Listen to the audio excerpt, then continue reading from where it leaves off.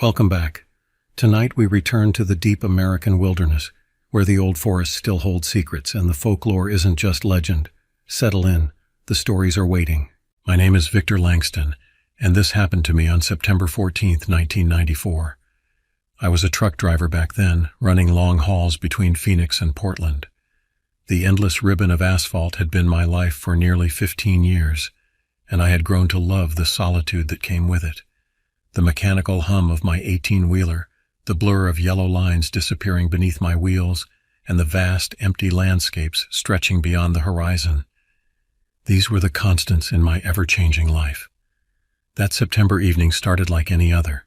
I loaded up at the Phoenix Depot around noon, a full trailer of consumer electronics bound for a warehouse in Portland. The dispatcher, a gruff man named Russell with perpetually ink-stained fingers, handed me the paperwork with his usual grunt. "Should be an easy run, Vic," he said, not looking up from his clipboard. "Weather's clear all the way through. Might get some fog near Twin Falls, but nothing you can't handle." I nodded, folding the papers into my breast pocket. "Sounds good. I'll radio in at the usual checkpoints." The first few hours on the road were uneventful. The Arizona desert rolled by, a landscape of rust-colored earth and stubborn vegetation. I had the windows down, letting the warm air rush through the cab as I sang along to Creedence Clearwater Revival. By the time I crossed into Utah, the sun was beginning to set, painting the sky in brilliant oranges and purples. I had always preferred night driving. There was something peaceful about it. Fewer vehicles on the road, less traffic to navigate, and a sense of being alone in the world that appealed to my solitary nature. My ex-wife Patricia used to say that's why our marriage failed. "You love being alone more than you love being with me," she'd said during our last fight. Maybe she was right. As darkness fell completely, I settled into the rhythm of the road. The headlights carved a path through the night, illuminating just enough of the world ahead to keep moving forward. I passed through Salt Lake City around 9 p.m., the city lights creating a glowing dome on the horizon before I plunged back into darkness. By midnight, I was deep into Idaho, with nothing but my thoughts and the occasional passing car to keep me company. My eyelids had begun to grow heavy, and the third cup of coffee from my thermos wasn't doing its job anymore. I knew the signs well enough: the slight drift of the wheel, the momentary lapses in attention, the way the white lines started to blur together. Pushing through fatigue was a rookie mistake, one that had claimed too many drivers over the years. There was a rest area about 15 miles outside Twin Falls that I'd stopped at numerous times before. Nothing special, just a small parking lot, a couple of vending machines, and a restroom building. But it was usually quiet, especially at this hour, making it perfect for catching a few hours of sleep. I signaled and pulled off the highway, the gravel crunching beneath my tires as I maneuvered into the empty lot. The place was deserted, which wasn't unusual for 1 a.m. on a Wednesday. The only light came from a single lamppost near the restroom building, casting long shadows across the cracked asphalt. As I shut off the engine, the sudden silence was almost deafening. I sat for a moment, listening to the tick of the cooling engine and the distant rush of occasional traffic on the highway. Something felt different. I couldn't put my finger on it, but a vague sense of unease settled over me. I scanned the parking lot and surrounding area. Nothing seemed out of place. Just the empty expanse of the rest stop, the dark outline of trees beyond, and the restroom building standing silent and still. Probably just road fatigue playing tricks on my mind. After locking the cab doors, a habit formed from years on the road, I climbed into the sleeper compartment. It wasn't luxurious by any means, but I'd made it as comfortable as possible with a decent mattress, clean sheets, and a small fan that provided white noise. I didn't even bother setting an alarm. My body clock was finally tuned to wake me after exactly 4 hours of sleep, no matter what. I kicked off my boots and settled onto the mattress, still fully clothed. The events of the day played through my mind as I drifted toward sleep. The shipment details, the route ahead, the call I needed to make to my daughter in the morning. She was turning 21 next month, and I'd promised to be there for her birthday, despite the strained relationship we'd had since the divorce. As consciousness began to slip away, I thought I heard something, a sound that didn't belong to the night. A soft scraping, perhaps, or the crunch of gravel under a foot. I strained to listen, hovering in that liminal space between wakefulness and sleep. Nothing. Just my imagination, I told myself. Just the normal sounds of a rest stop at night, the wind in the trees, distant highway noise, the settling of my truck. I closed my eyes again and let exhaustion claim me, unaware that this would be the beginning of the most terrifying night of my life. I don't know how long I slept before the sound woke me.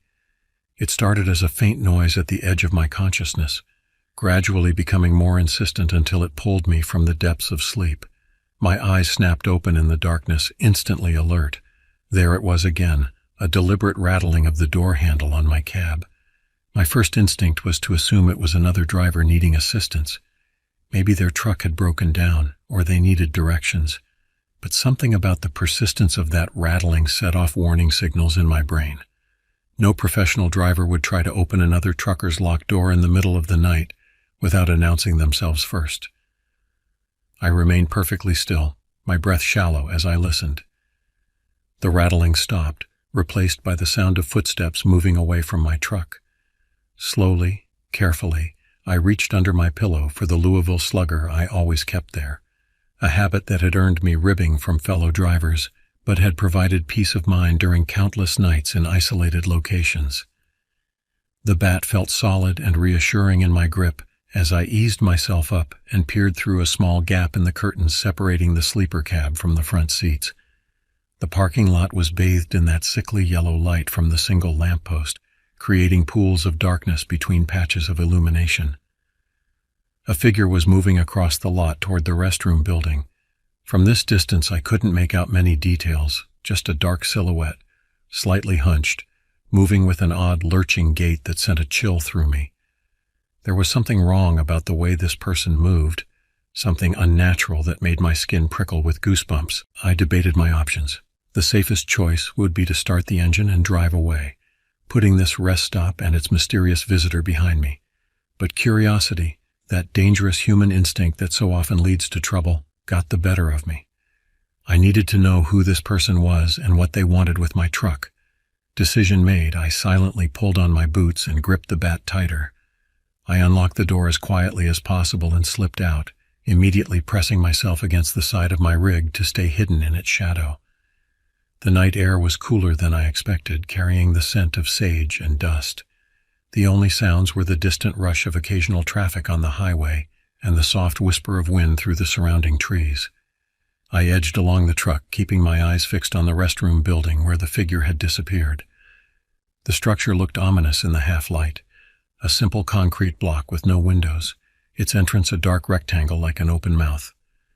With my heart pounding in my chest, I moved across the parking lot, staying low and using the few parked cars as cover. Each step on the gravel sounded thunderous to my ears, though I knew the sound wouldn't carry far. As I approached the restroom, I pressed my back against the wall beside the entrance, trying to control my breathing. From inside came a sound that froze me in place, a soft thud, like something heavy hitting the floor, followed by silence. I tightened my grip on the bat, feeling sweat begin to form on my palms despite the cool night air. Whatever was happening inside, I knew I had to investigate. Taking a deep breath, I stepped into the doorway. The interior was dimly lit by a single fluorescent tube that flickered erratically, throwing unsettling shadows across the grimy tile floor. The air smelled of industrial cleaner, barely masking more unpleasant odors. 3 metal stall doors faced me, all closed. A row of sinks with cloudy mirrors hung on the opposite wall. "Hello?" I called out, my voice echoing slightly. "Is someone in here?" No response. Just the soft buzz of the failing light and the persistent drip of a leaking faucet. I moved forward cautiously, the bat raised slightly. I bent down to look for feet under the stall doors, but saw nothing. Straightening up, I approached the first stall and pushed it open with the end of my bat. Empty. I moved to the second stall, my nerves wound tight as piano wire. Also empty, just a toilet with a cracked seat and graffiti-covered walls. As I reached for the third stall door, I heard a faint rustling sound behind me. I spun around, bat raised defensively. But there was nothing there, just the empty restroom, the flickering light, and my own reflection in the spotted mirrors. I turned back to the third stall, took a deep breath and pushed the door open. Empty, like the others. Relief washed over me, quickly followed by confusion. I was certain I'd seen someone enter this building, and I'd heard noises just moments ago. Where had they gone? As I turned to leave, something caught my eye in the mirror, a dark shape just outside the restroom door, a human silhouette standing perfectly still. My heart lurched painfully in my chest.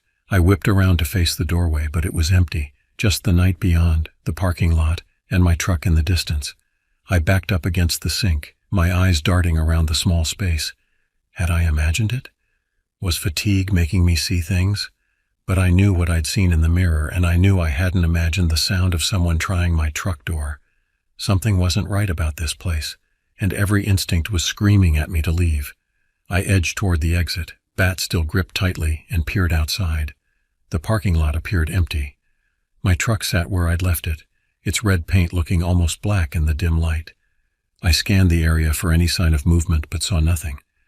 Taking a deep breath, I stepped outside and quickly made my way back to my rig, constantly looking over my shoulder. The short distance felt like miles, and by the time I reached my truck, my shirt was damp with sweat despite the cool night air. I climbed into the cab, locked the doors, and sat for a moment with my hands shaking on the steering wheel. The baseball bat lay across my lap, a reassuring weight. Through the windshield, I could see the restroom building, its entrance a dark void in the concrete. There was no sign of anyone moving around the rest stop. Maybe I had imagined it all. Long hours on the road can do strange things to a person's mind. I'd known drivers who swore they'd seen impossible things during overnight hauls, from phantom hitchhikers to cars that disappeared into thin air. Sleep deprivation plays tricks on you. But the memory of that figure in the mirror, the distinct sound of someone trying my door handle, those seemed too real to dismiss. I decided I couldn't stay here. Whether my midnight visitor was a drifter looking for something to steal or something more sinister, I wasn't going to sit around waiting to find out. There was a proper truck stop about 30 miles ahead, where there would be other drivers, bright lights, and safety in numbers. I started the engine, the familiar rumble providing some comfort. As the headlights cut through the darkness, I scanned the area one more time. Nothing moved in their beams, just empty asphalt and the silent restroom building. I put the truck in gear and pulled away from the rest stop, my eyes constantly checking the mirrors. As the highway opened up before me, I began to breathe more easily. Whatever had happened back there was behind me now. Soon I'd be at the truck stop, surrounded by other people, and this strange incident would make for nothing more than an interesting story to tell over coffee. But as I settled into the rhythm of the road, a new light appeared in my rearview mirror. Headlights, bright and steady, coming from a vehicle that had pulled onto the highway behind me. I watched those lights for several minutes, a growing sense of unease building in my gut. They maintained a constant distance, neither falling behind nor catching up. Just there, following. I told myself it was nothing, just another night traveler heading in the same direction. But I couldn't shake the feeling that something was very wrong, and I was right. The headlights in my rearview mirror were like two unblinking eyes, staring me down as I pushed forward through the Idaho night. At first I tried to convince myself it was just another traveler, maybe someone who had been parked at the rest stop, unseen in the darkness, who happened to leave around the same time. But after 10 minutes of maintaining the exact same distance behind me, that explanation started to wear thin. I decided to test my theory. I eased off the accelerator, watching the speedometer drop from 65 to 55. If it was just a coincidence, the vehicle would either pass me or fall behind as our different destinations and driving styles naturally separated us. The headlights slowed too, maintaining the same distance. My mouth went dry. This was no coincidence. I sped back up to 65, then to 70. The headlights matched my every move, neither gaining nor losing ground. In the darkness of my cab, illuminated only by the green glow of the dashboard instruments, I felt exposed and vulnerable. The baseball bat lay on the passenger seat, but what good would it do against someone in another vehicle? I squinted in the mirror, trying to make out what kind of car was following me. It was hard to tell with just the headlights visible, but it appeared to be a sedan of some kind, lower to the ground than a truck or SUV. The beams were set slightly wider apart than normal, giving it a predatory appearance. The truck stop was still about 20 miles ahead, and the highway stretched empty before me. No other vehicles in sight, no witnesses to whatever might happen. Just me, my 18-wheeler, and whoever was stalking me through the night. My palms were slick with sweat on the steering wheel as I considered my options. I could try to outrun them, but a fully loaded semi is no match for a car in terms of speed. I could pull over and confront them, but that seemed like asking for trouble. My best bet was to make it to the truck stop where there would be people and lights. As I rounded a bend, I noticed a small road branching off to the right, not much more than a service road leading into the hills, probably used by maintenance crews or local ranchers. It wasn't on my planned route, but in that moment it offered something valuable: uncertainty. Whoever was following me wouldn't expect me to turn there. Without signaling, I didn't want to telegraph my move. I yanked the wheel to the right and took the turn harder than I should have. The trailer swayed dangerously behind me, the load shifting with a sound like distant thunder. For a heart-stopping moment, I thought I might jackknife, but years of experience kicked in as I fought the wheel and stabilized the rig. The road was narrower and rougher than the highway, barely wide enough for my truck. Gravel crunched beneath my tires as I pushed forward, accelerating as much as I dared on the unfamiliar terrain. In my mirrors, I saw the headlights pause momentarily at the junction, then turn to follow me. A surge of adrenaline coursed through my veins. This was no longer about curiosity or coincidence. This was deliberate pursuit. Whoever was behind those headlights wanted something from me, and I had no intention of finding out what. The road began to climb, winding up into the hills with sharp turns that forced me to slow down. Each curve was a struggle with the heavy rig, the trailer wanting to continue straight while I fought to keep it on the increasingly treacherous path.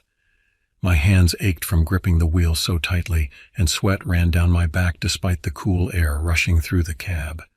Behind me, the headlights were having an easier time navigating the turns. They were gaining ground, the distance between us shrinking with each passing minute. In the rearview mirror, I could now make out the general shape of the vehicle. A dark sedan, possibly black or navy blue, with no distinguishing features I could discern in the darkness. The road crested a hill and began to descend into a shallow valley. The moonlight revealed a landscape of scrubby vegetation and rock formations, ghostly in the silver light. No houses, no other roads, just wilderness stretching in all directions. I had made a terrible mistake. Instead of heading toward safety and other people, I had driven myself deeper into isolation. If the car caught up to me out here, there would be no one to witness what happened, no one to help.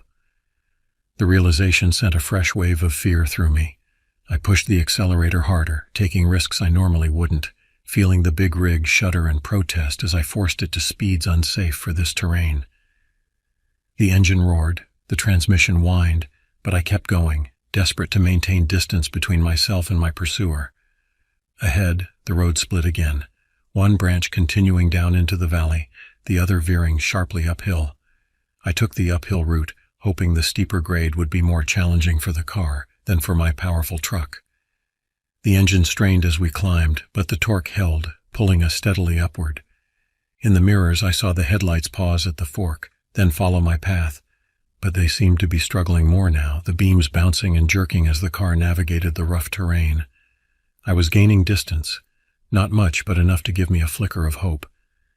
The road narrowed further as it climbed, becoming little more than a dirt track. Low-hanging branches scraped against the sides of my trailer, and I winced at the thought of explaining those scratches to my boss. But that was a problem for later, if there was a later. After about 10 minutes of climbing, I noticed something in the distance, a wide spot in the road, possibly a turnout or old camping area. It was partially concealed by a stand of trees, just visible in the moonlight. An idea formed in my mind, risky but potentially effective. I slowed slightly as I approached the clearing, then quickly pulled in and cut the engine. With practiced motions, I shut off all lights and sat in complete darkness, listening to the ticking of the cooling engine and my own ragged breathing. Minutes passed. I strained my ears for the sound of an approaching vehicle, my eyes fixed on the road behind me. Had I lost them? Was it over? Then I heard it, the growl of an engine, growing louder as it climbed the hill. I held my breath as the sound intensified, my hand instinctively reaching for the baseball bat beside me. Headlights appeared around the bend, cutting through the darkness. The car was moving slowly now, as if searching. I pressed myself lower in my seat, though I knew I couldn't be seen through the truck's high windows from their angle. The sedan crept past my hiding spot, its headlights sweeping across the trees but not penetrating to where I sat concealed. It was indeed a dark sedan, black or dark blue, American-made from what I could tell, with no distinctive markings or license plate I could read in the darkness. I couldn't see the driver clearly, just a silhouette behind the wheel, a single figure, head slightly hunched forward as they scanned the road ahead. Something about that posture seemed familiar, reminding me of the figure I'd seen at the rest stop. The car continued up the road, its taillights growing smaller until they disappeared around another bend. I waited, hardly daring to breathe, for what felt like an eternity, but was probably only 10 minutes. No sign of the car returning. Relief flooded through me, but I knew I wasn't safe yet. I needed to get back to the highway, to civilization and other people. Starting the engine would announce my presence if the driver was still nearby, but I had no choice. I turned the key, wincing at the loud rumble that broke the night silence. Without turning on my headlights, a dangerous move but necessary, I eased back onto the road and began to descend the way I had come. I drove by moonlight alone, straining to see the path ahead while constantly checking my mirrors for any sign of those pursuing headlights. The descent seemed to take forever, each curve and dip in the road a potential disaster in the dim light. But gradually the terrain began to level out, and I recognized landmarks from earlier, the fork in the road, a distinctive rock formation, a dead tree struck by lightning. I was heading back toward the highway. As I approached the junction with the main road, I finally allowed myself to turn on the headlights. The highway stretched empty in both directions, no sign of the mysterious sedan. I pulled back onto the asphalt with a sense of profound relief, the familiar smooth surface a welcome change from the rough dirt track. The truck stop was still ahead, its promise of safety and human contact now more appealing than ever. I pushed the accelerator down, eager to reach it, but kept vigilant, checking my mirrors every few seconds for any sign of pursuit. None came. The road behind remained empty all the way to the truck stop, its neon sign a beacon of safety in the night. The parking lot was half full, not busy, but enough other vehicles to provide the comfort of witnesses. I pulled into a space near the front of the building, under the bright security lights, and shut off the engine. For several minutes I just sat there, hands still gripping the wheel, letting the adrenaline slowly drain from my system. My shirt was soaked with sweat, and my muscles ached from tension. But I was safe, at least for now. I grabbed my bat and climbed out of the cab, locking it securely behind me. The cool night air felt good on my face as I walked toward the brightly lit building, its windows revealing the comforting sight of other people going about their normal late-night routines. As I reached the door, I couldn't help looking back at the dark highway stretching into the distance. Somewhere out there, someone had tried to follow me. Someone who had first tried to get into my truck at the rest stop. Someone who hadn't given up easily. I pushed open the door and stepped inside, the familiar sounds of conversation, clinking dishes, and country music washing over me. But even surrounded by light and people, I couldn't shake the feeling that this wasn't over. Whatever or whoever had been pursuing me was still out there in the darkness, and I couldn't help but wonder if they were waiting for me to get back on the road. I didn't sleep that night. Not really. I dozed fitfully in my truck, parked under the brightest light in the truck stop lot, waking at every sound and movement outside. By the time dawn broke, streaking the sky with pale pink and gold, my eyes felt like they were lined with sandpaper, and my head throbbed with a dull, persistent ache. The events of the night kept replaying in my mind. The figure at the rest stop, the chase along the dirt road, the dark sedan with its relentless headlights. None of it made sense. Why would someone target a random truck driver? What could they possibly want from me? As the sky lightened fully, I made my way into the truck stop restaurant, drawn by the smell of coffee and the promise of normality. The place was starting to fill with the morning crowd, drivers getting ready to hit the road, locals stopping in for breakfast before work. I took a booth near the back, facing the door out of newfound paranoia. The waitress, a middle-aged woman with tired eyes and a kind smile, brought me coffee without asking. "You look like you need this, honey," she said, filling my cup to the brim. Rough night? I nodded, wrapping my hands around the warm mug. You could say that. She gave me a sympathetic look and took my breakfast order: eggs, bacon, toast. Simple, familiar food that I hoped would ground me back in reality. As I sipped my coffee, I noticed another driver watching me from the counter. He was an older man, probably in his 60s, with a weathered face and thick gray hair pulled back in a ponytail. There was something assessing in his gaze, something that made me uneasy. After a moment, he picked up his own coffee and made his way over to my booth. "Mind if I join you?" he asked, his voice gravelly with age and cigarettes. I hesitated, then gestured to the seat across from me. He settled in with a grunt, studying me over the rim of his mug. "Name's Morris," he said finally. "Been driving these routes for almost 40 years now." "Victor," I replied, 15 years on the road myself. He nodded as if confirming something. "You ran into trouble last night, didn't you?" The question caught me off guard. "What makes you say that?" "Seen that look before," Morris said, taking a sip of his coffee. "That 1,000-yard stare. Something spooked you good." He leaned forward slightly. "Let me guess. Rest stop outside Twin Falls. Dark vehicle following you after?" A chill ran through me despite the warm coffee in my hands. "How did you know that?" Morris glanced around, then lowered his voice. "Because you're not the first son, not by a long shot." My breakfast arrived, but my appetite had vanished. I pushed the plate aside as Morris continued. "Started maybe 5-6 years ago. Drivers reporting strange experiences at that rest stop. Someone trying their doors at night, shadowy figures, and always that same dark car following after." "Who is it?" I asked, my voice barely above a whisper. "What do they want?" Morris shook his head. "Nobody knows for sure. Police say it's nothing, probably just some local kids messing with drivers for kicks. But," he trailed off, looking out the window at the brightening day. "But what?" I pressed. 3 drivers have gone missing in the last 2 years, all of them last seen fueling up near Twin Falls." He met my eyes steadily. "Official story is they abandoned their rigs, walked away from the job. Happens sometimes, especially with newer drivers who can't handle the lifestyle. But all 3 were veterans like us, men with families with retirement plans, not the type to just disappear." I thought about the figure I'd seen, the persistent pursuit. It hadn't felt like a prank. There had been something deliberate about it, something predatory. "You reported this to the police?" I asked. Morris gave a bitter laugh. "Course I did, so did others.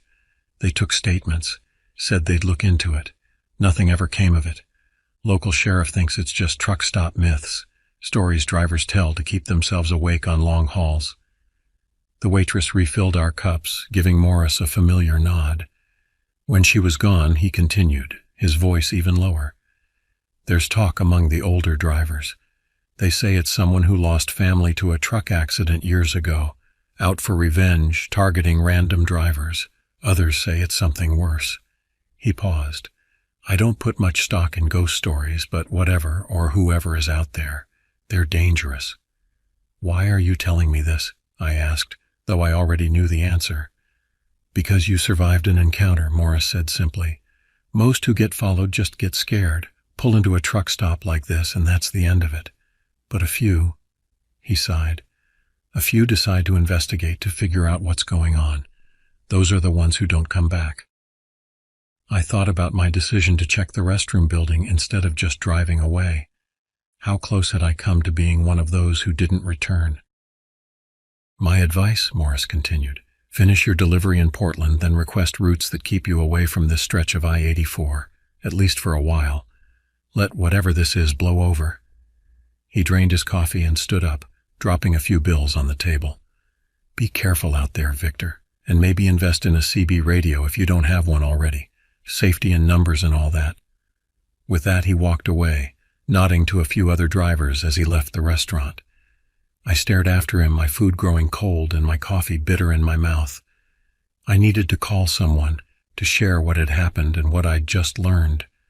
My first thought was to contact my best friend in the business, a driver named Garrett, who had started around the same time I did.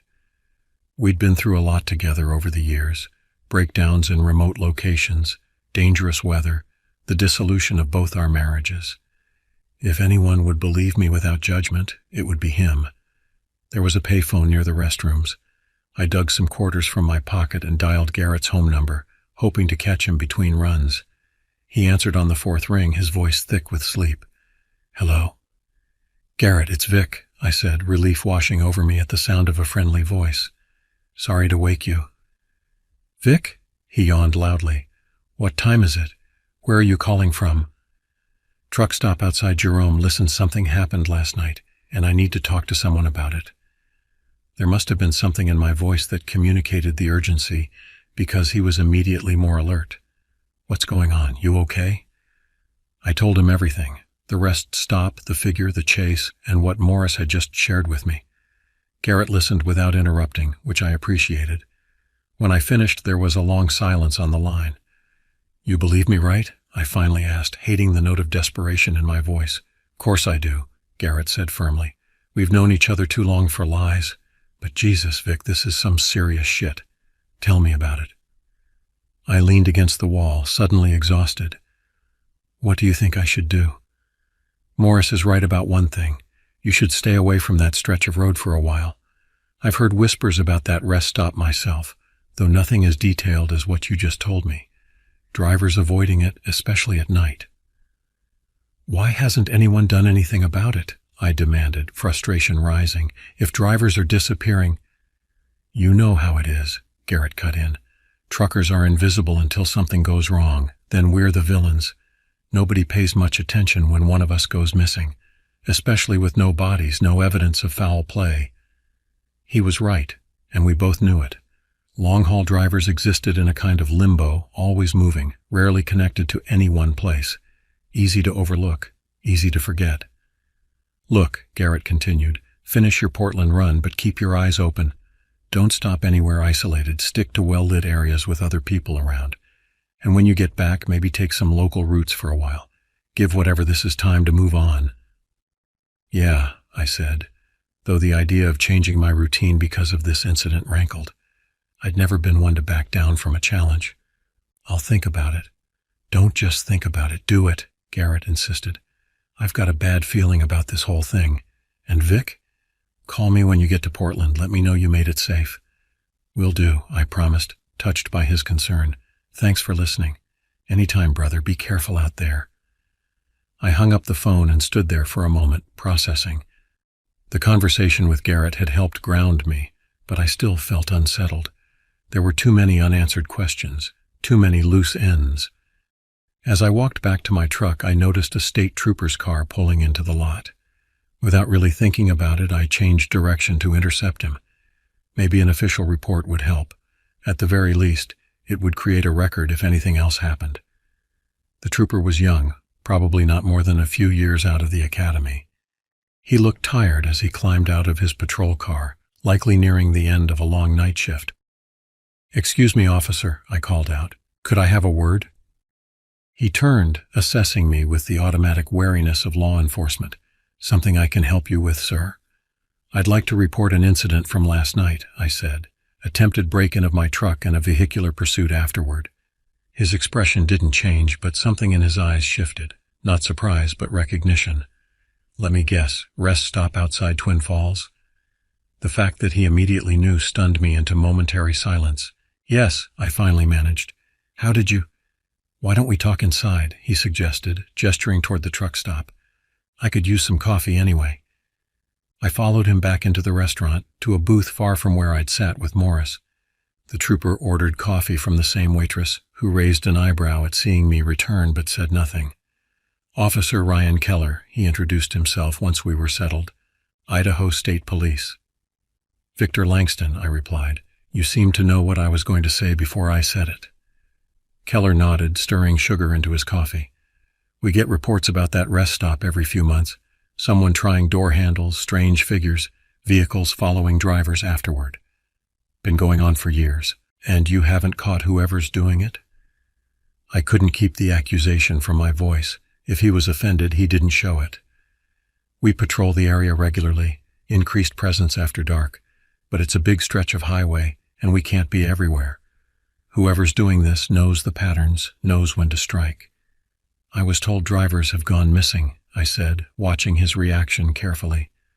Keller's face gave nothing away. There have been some unexplained disappearances, yes, but no evidence of foul play, no abandoned vehicles showing signs of struggle. So you think they just walked away? Professional drivers with years on the road? He sighed, setting down his spoon. What I think and what I can prove are two different things, Mr. Langston. I've been pushing for a task force to investigate these incidents as connected events, but without hard evidence, it's difficult to justify the resources. I leaned forward.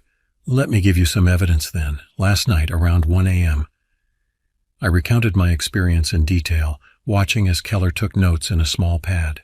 When I finished, he flipped the notebook closed and tucked it into his breast pocket. I'll file an official report, he said. Maybe this will help push things forward. Can you describe the vehicle that followed you? Make, model, license plate? Dark sedan, possibly American-made. Couldn't see any plates or distinguishing features in the darkness.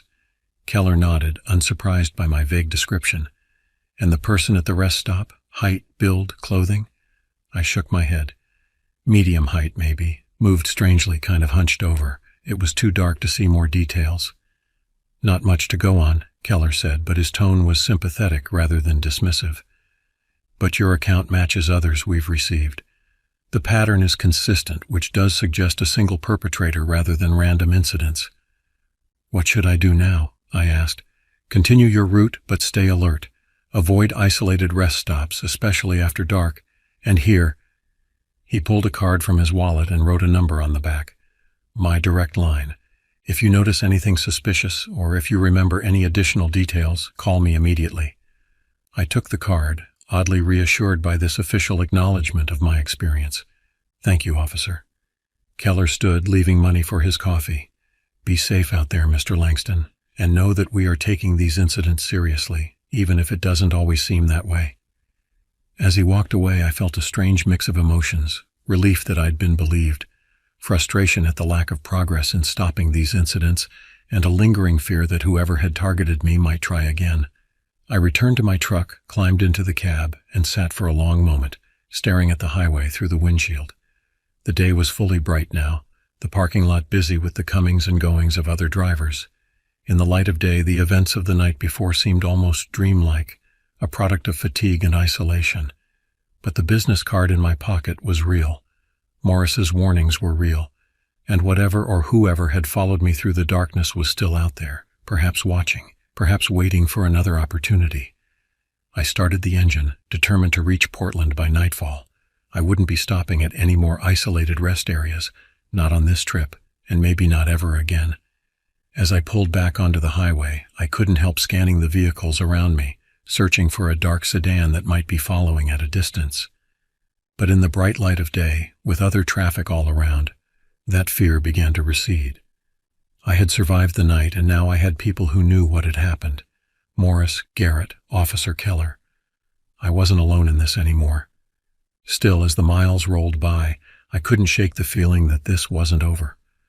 That somehow, in ways I couldn't yet understand, my encounter at the rest stop had changed something fundamental. As if I'd crossed a threshold into a darker reality that had been running parallel to my ordinary life all along. A reality that, now that I'd glimpsed it, might never let me go. 3 weeks passed. I completed my Portland delivery without incident, and took Garrett's advice about sticking to local routes for a while. The routine work, shorter hauls, familiar roads, nights spent in my own bed rather than the sleeper cab helped restore a sense of normalcy. The memories of that night at the Twin Falls rest stop began to fade around the edges, taking on the quality of a particularly vivid nightmare rather than lived experience. I spoke with Garrett regularly, and with Officer Keller twice more as he compiled his report. But without new information or developments, there wasn't much to discuss. Life went on, the road called, and eventually I knew I would have to answer. The assignment came on a Tuesday morning in early October, another long-haul run from Phoenix to Portland, virtually identical to the one that had led me to that fateful rest stop. I could have refused it, requested a different route, but something in me resisted the idea of allowing fear to dictate my choices. I had been driving this corridor for 15 years before that night. I wouldn't let one bad experience chase me away from it permanently. "You sure about this, Vic?" Russell asked when I accepted the job without hesitation. "Heard you had some trouble on your last run up that way." News travels fast in the trucking community. I shouldn't have been surprised that Russell knew something had happened, even if he didn't know the details. "I'm sure," I said firmly. "It was probably just some local trying to mess with out-of-state drivers. Lightning doesn't strike twice." Russell didn't look convinced, but he handed over the paperwork anyway. "Your call. Just be careful out there." I loaded up and hit the road around noon, just as I had 3 weeks earlier. The day was cooler now, autumn asserting itself even in the desert southwest. I drove with the windows cracked, enjoying the fresh air and the sense of freedom that had drawn me to trucking in the first place. As I crossed into Utah, I called Garrett from a payphone at a gas station. "You're doing what?" he demanded when I told him about my route. "After everything that happened?"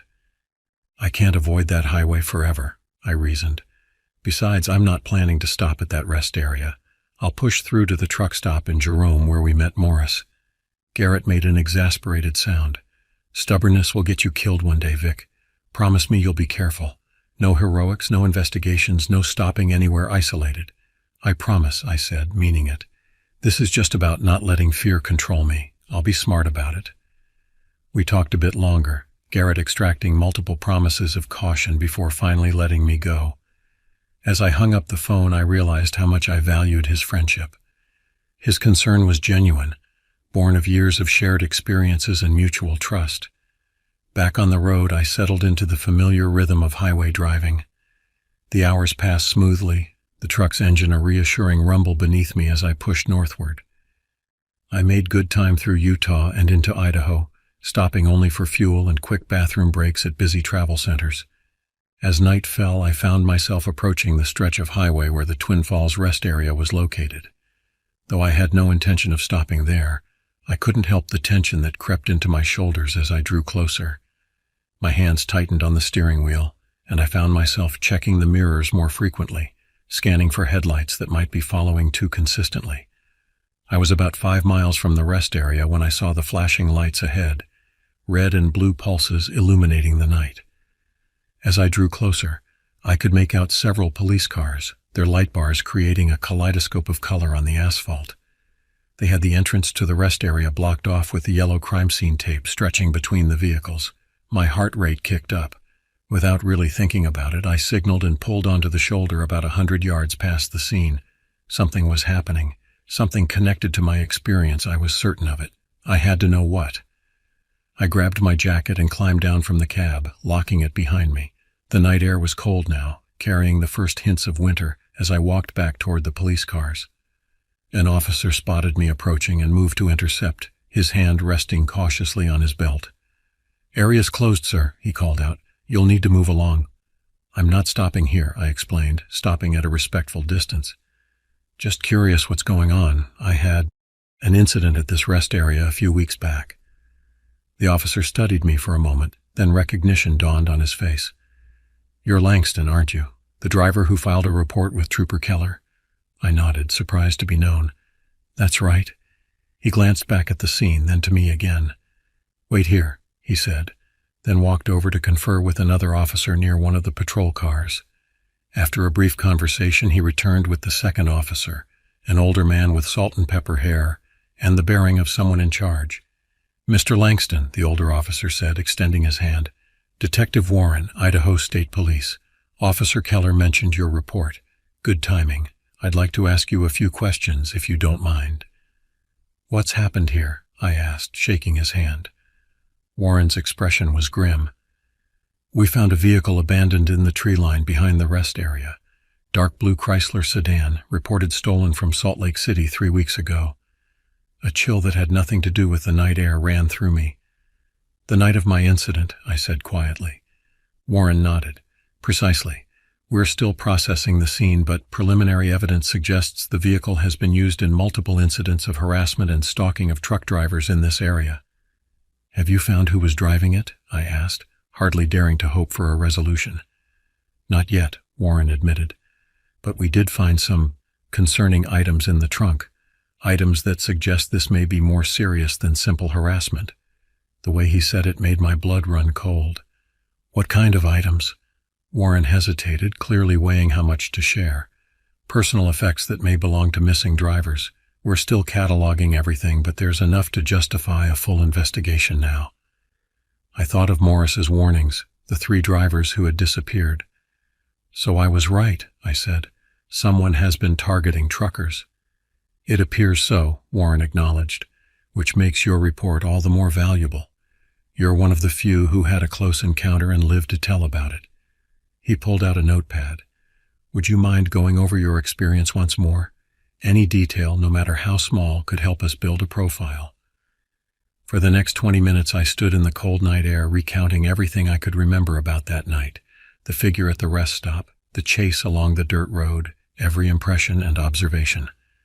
Warren took detailed notes, occasionally asking clarifying questions. When I finished, he closed his notepad and regarded me thoughtfully. You did well to trust your instincts that night, Mr. Langston.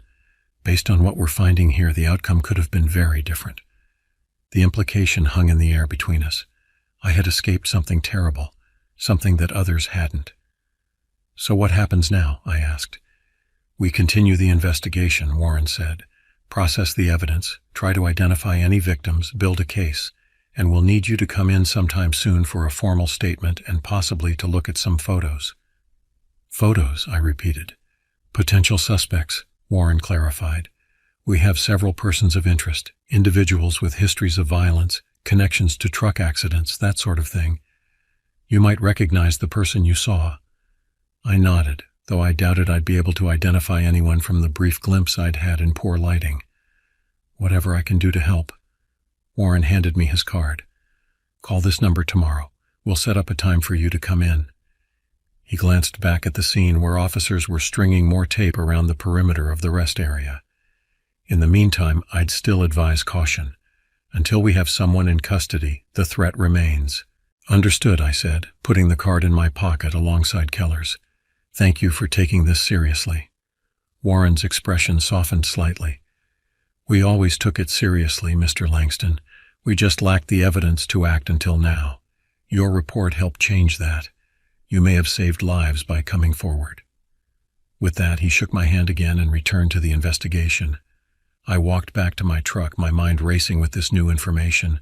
The abandoned sedan confirmed what I had experienced, validated the fear and uncertainty I'd been carrying for weeks. But it also raised new questions. Who was behind this? What was their motive? And most disturbing of all, what had happened to the drivers who didn't escape? I climbed back into my cab and sat for a long moment, staring at the flashing lights in my mirror. Part of me wanted to stay, to learn more, to see this through to its conclusion. But I had a delivery to make, and Warren would contact me when they needed me. The best thing I could do now was continue on my way and let the professionals do their job. I started the engine and pulled back onto the highway, driving past the rest area without stopping. As the police lights faded in my mirrors, I felt a strange mix of emotions. Relief that the investigation was progressing, unease at the confirmation of danger, and a lingering dread that seemed reluctant to release its grip on me. The truck stop in Jerome appeared ahead, its lights a welcome sight in the darkness. I pulled in and parked, too wired from my conversation with Detective Warren to sleep yet. I needed to talk to someone to process what I'd learned. I called Garrett from the payphone, waking him up again, but knowing he wouldn't mind given the circumstances.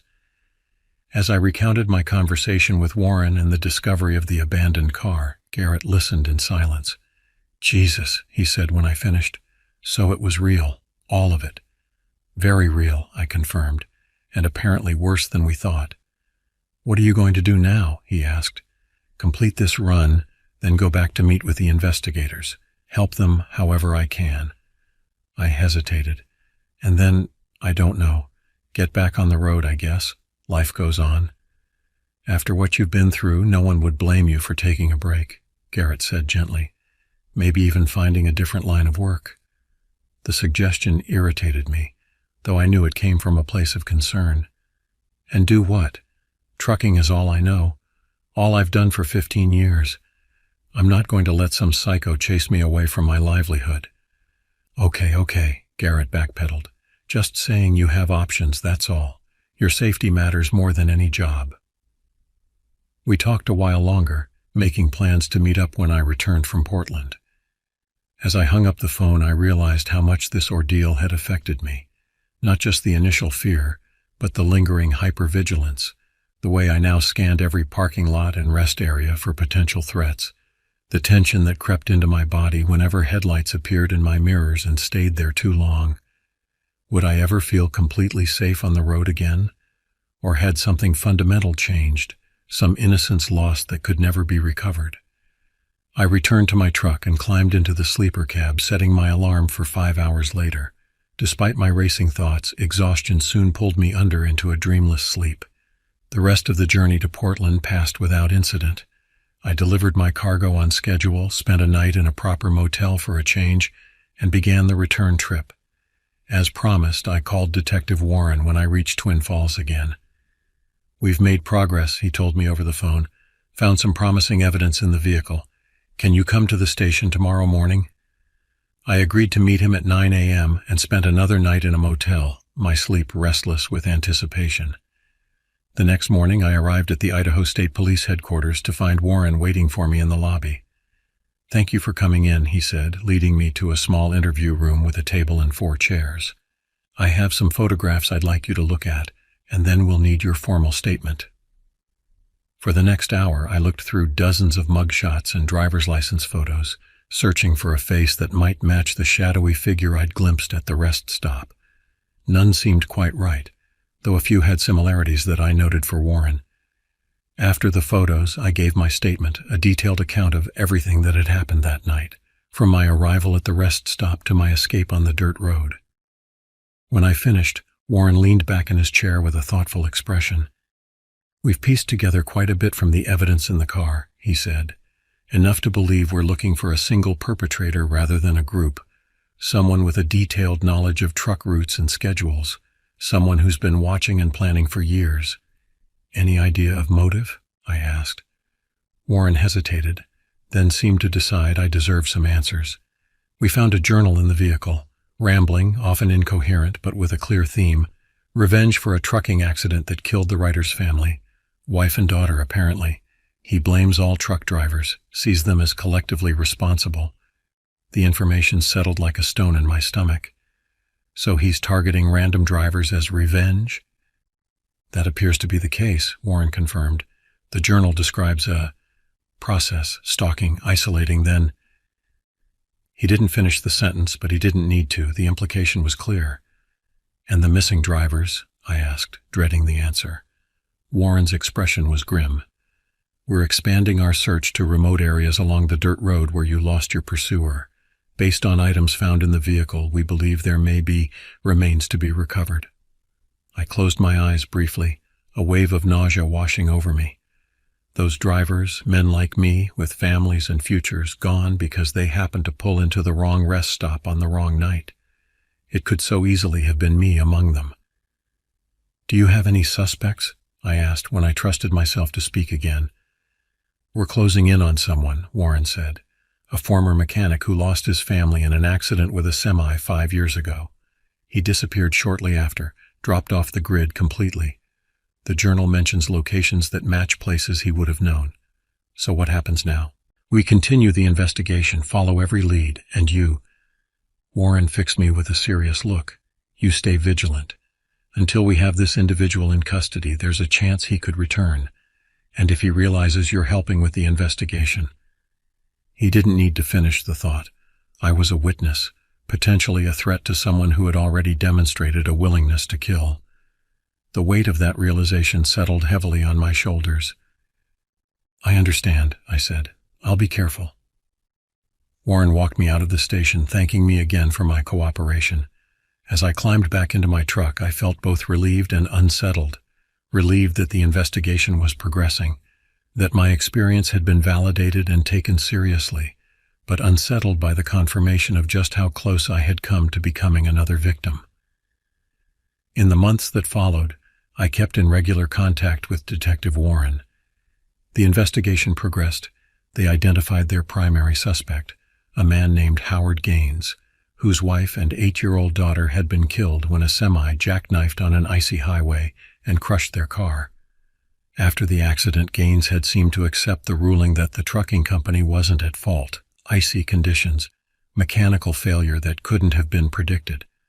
But inwardly, his grief had twisted into something dark and vengeful. They found him in January 1995, living in an abandoned hunting cabin in the hills where I had evaded him that night.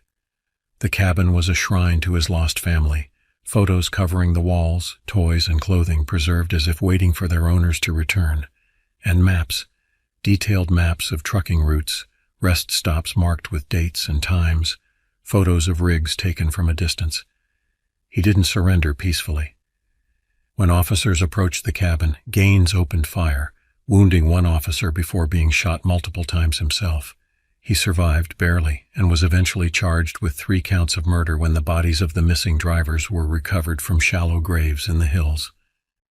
I testified at his trial in the summer of 1995, recounting my experience at the rest stop and the subsequent chase. Gaines sat at the defense table, a thin, hollow-eyed man who never once looked at me or showed any remorse. He was sentenced to life without parole, and as they led him from the courtroom, he finally spoke, not to me or the families of his victims, but to the judge.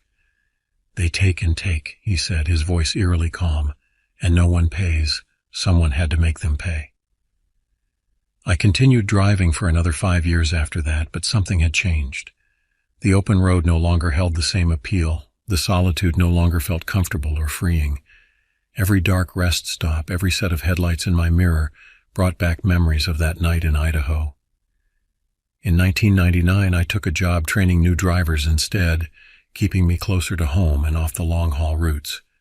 Sometimes I think about how close I came to becoming one of Gaines's victims, how my instincts and a bit of luck were all that stood between me and a shallow grave in the hills. If I had ignored the sound of someone trying my door, if I had confronted the figure directly at the rest stop instead of following cautiously, if I hadn't taken that dirt road when the car was pursuing me, any one of those decisions could have led to a different outcome.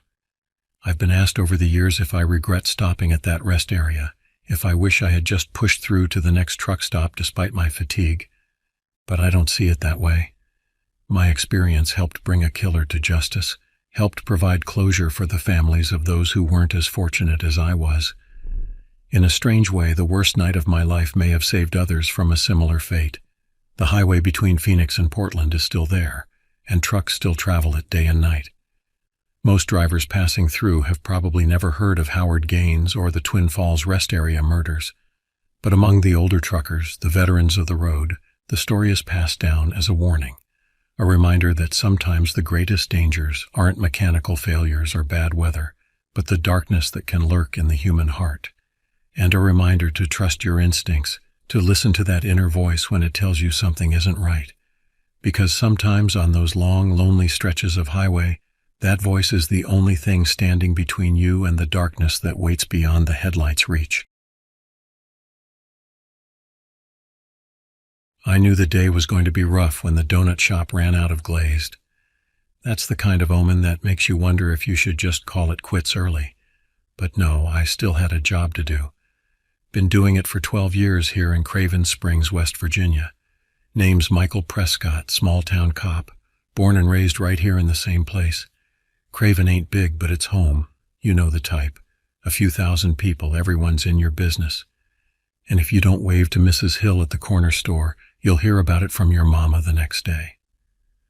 I slouched back to my cruiser, settling for a stale chocolate donut that would have been better used as a hockey puck. The April morning was gloomy, clouds hanging low like they were deciding whether to ruin everyone's day or just mine. The radio crackled with static before Joanne's voice came through. "Mike, you copy? Got a call from the Wilsons about some disturbance out near Pike Hollow." I sighed, brushing crumbs from my uniform. "What kind of disturbance? Teenagers again?" "Unclear. Sounded spooked, though. Said they heard strange noises while hiking. Not animal noises, not human either." "Yeah, we get bored in Craven Springs. Not a lot happens here. Except the occasional drunk out at the mine or some idiot getting into a bar fight at Rusty's. But things had been quiet this month. Too quiet, if you ask me. which is why, when the call came in about something going down in the woods off Pike Hollow Road, I didn't think twice. Probably some kids messing around again, getting themselves into trouble. Last time it was a bunch of teenagers trying to start a campfire during a burn ban.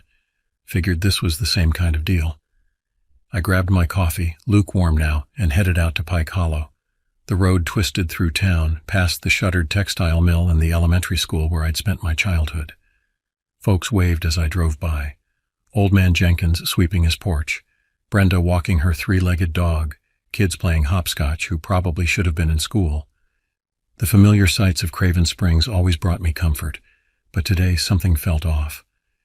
Maybe it was the lack of my glazed donut, or maybe it was the way the clouds seemed to gather specifically above Pike Hollow, darkening as I approached. Pike Hollow Road wasn't on most maps. It was a local secret, a dirt path cutting through dense woods where hunters went during season and teenagers went to drink stolen beers.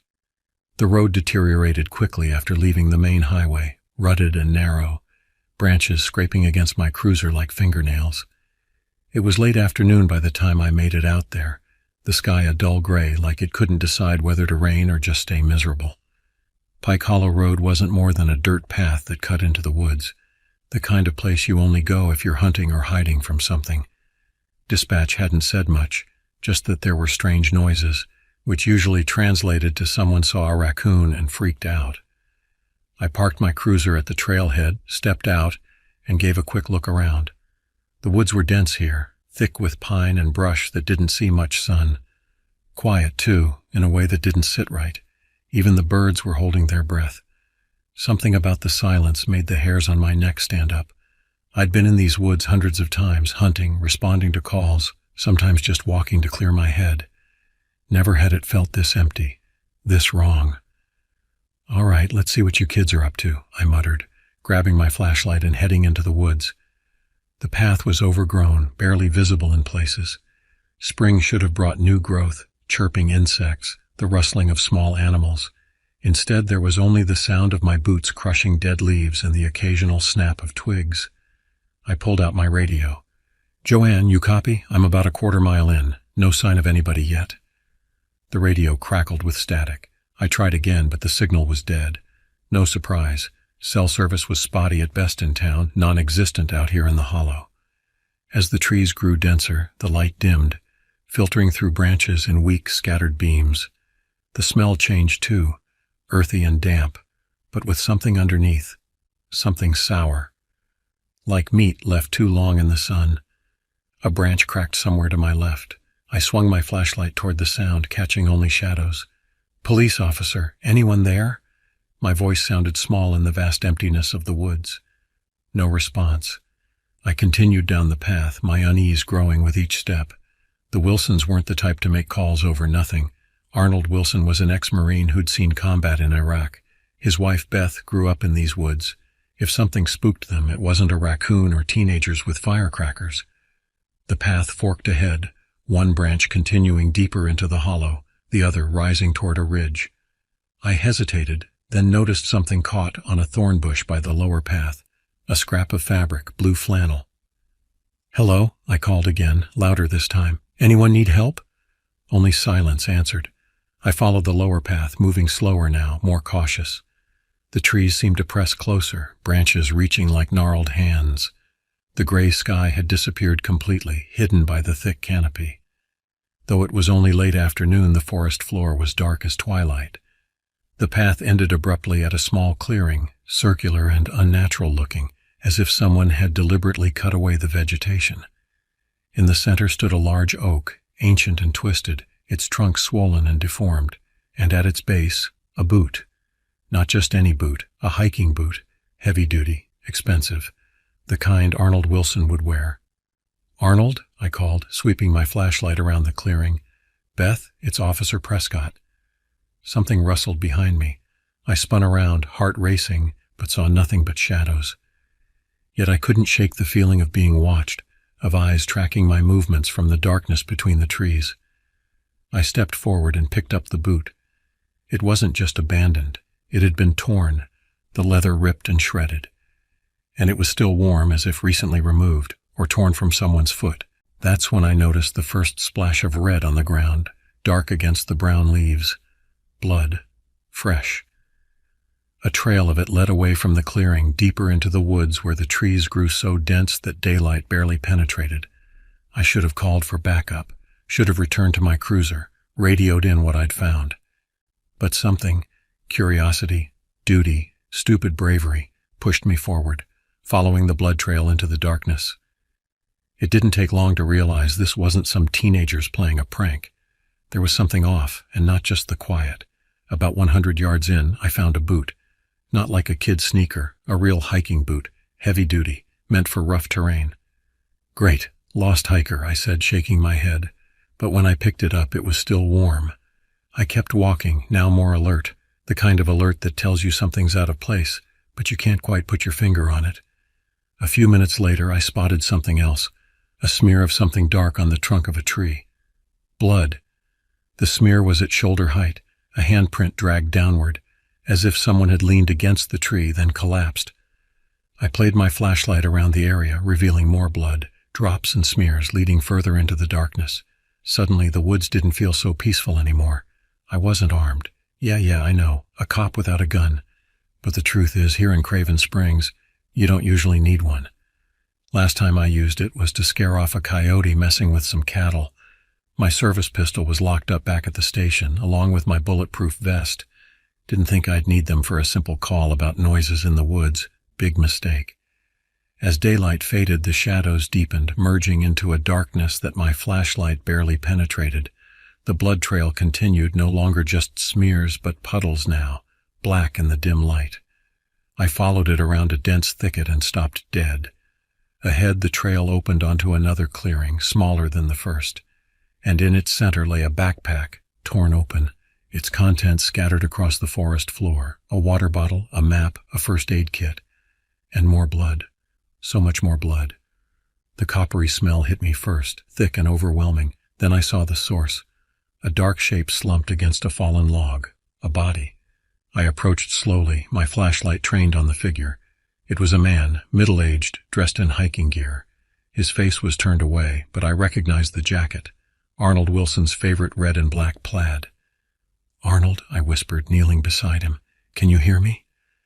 I reached out to check for a pulse, but my hand froze mid-air. The body wasn't just dead. It was wrong. The torso was caved in, ribs protruding at impossible angles.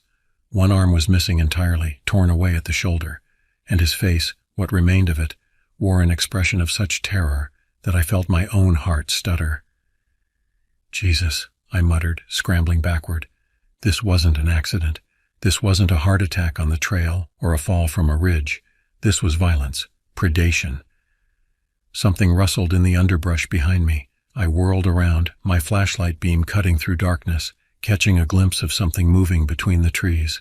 Something large, something fast. Something that was now watching me. The deeper I went, the worse it got. I found more blood. Not splatters, but streaks, like someone had been dragged. The trail led further into the woods, where the trees got thicker, the light barely making it through the canopy. I should have turned back. Every instinct told me to run, to get back to my cruiser and call in what I'd found. But all I could think about was Beth Wilson.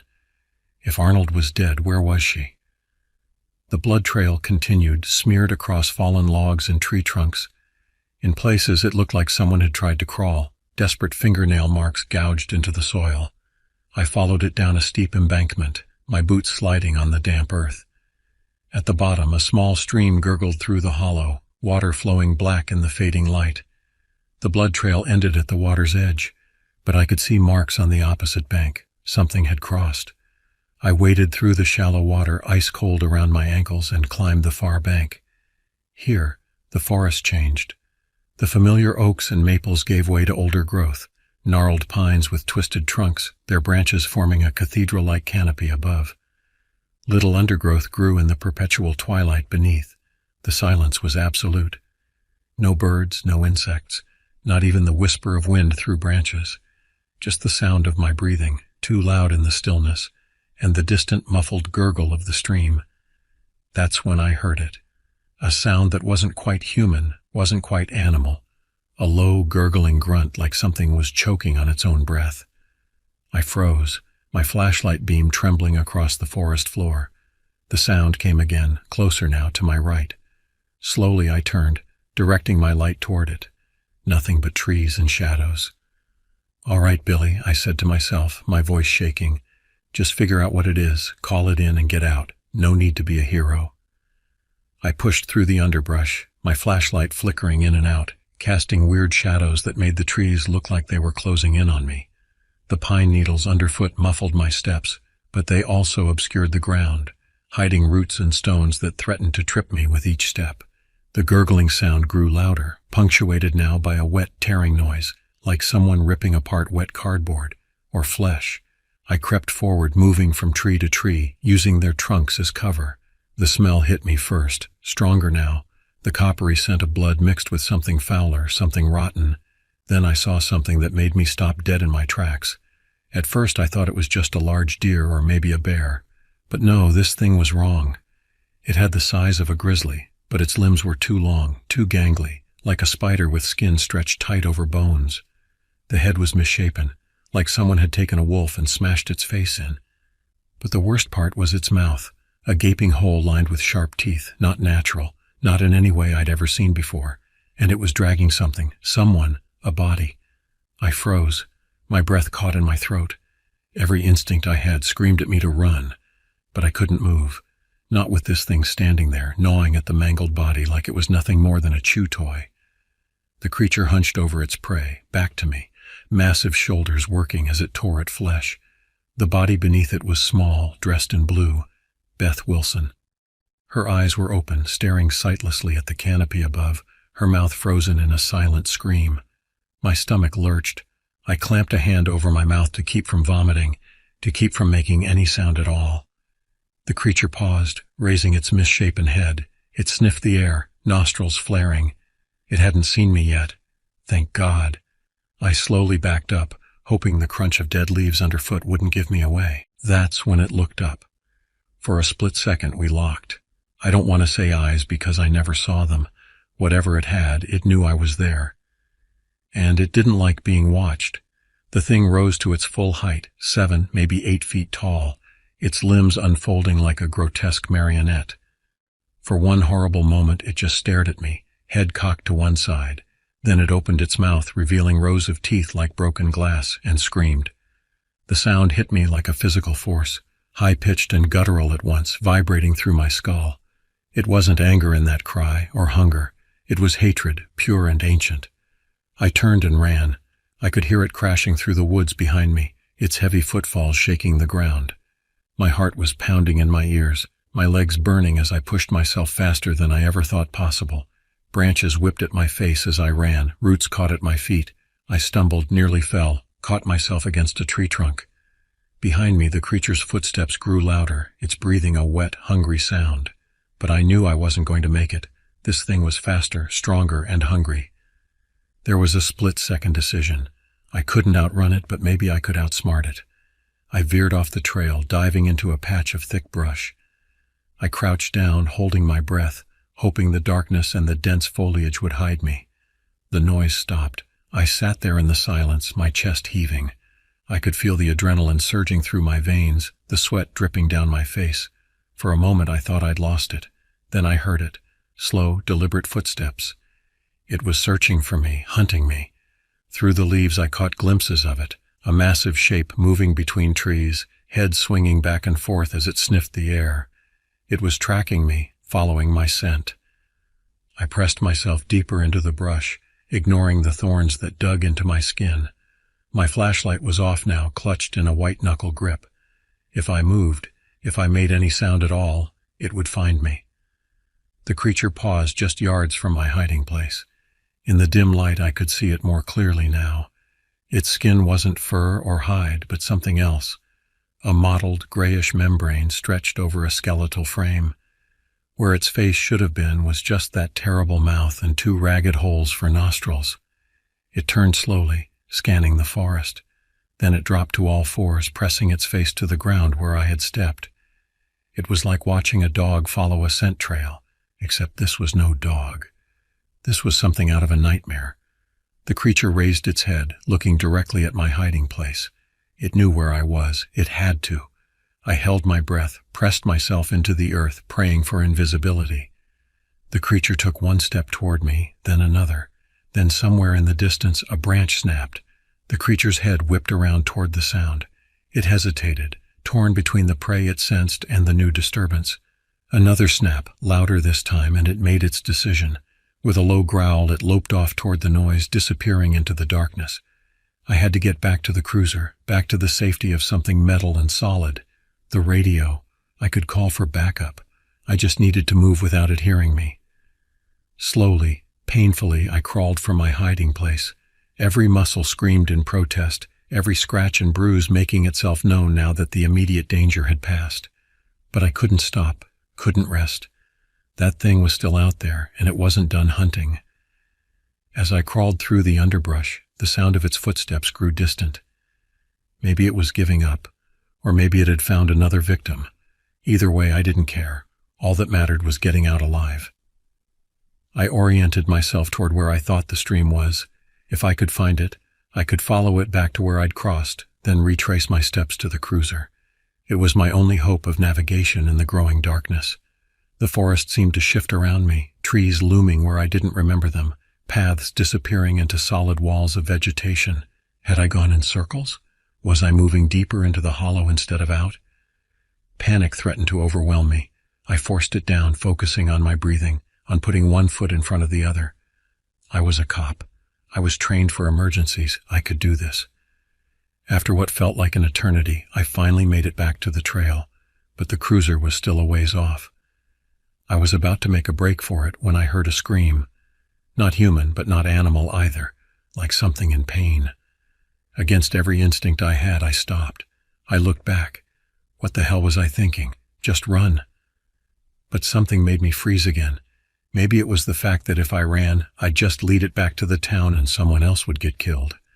Maybe it was the fact that I'm a cop and it's my job to protect people. I don't know. But I turned back. The scream came again, echoing through the trees. It wasn't the creature's hunting cry, but something different.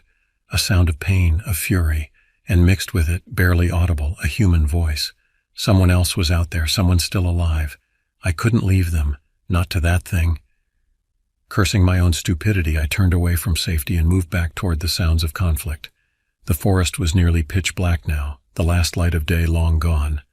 My flashlight beam seemed feeble against the darkness, illuminating only a few feet ahead.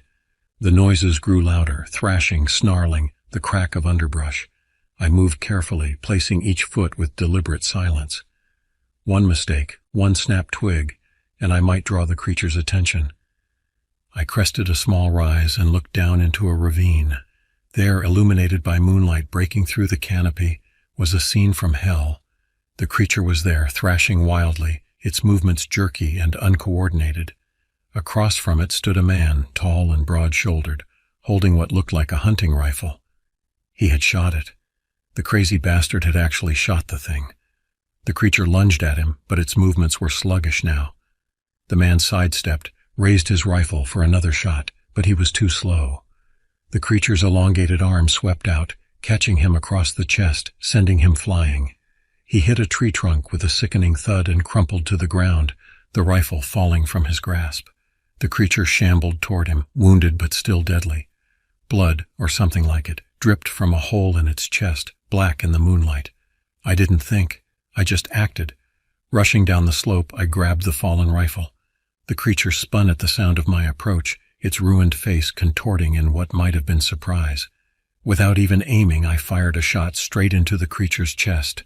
It screamed. The sound was like nothing I'd ever heard. A high-pitched wail mixed with the gurgling of blood.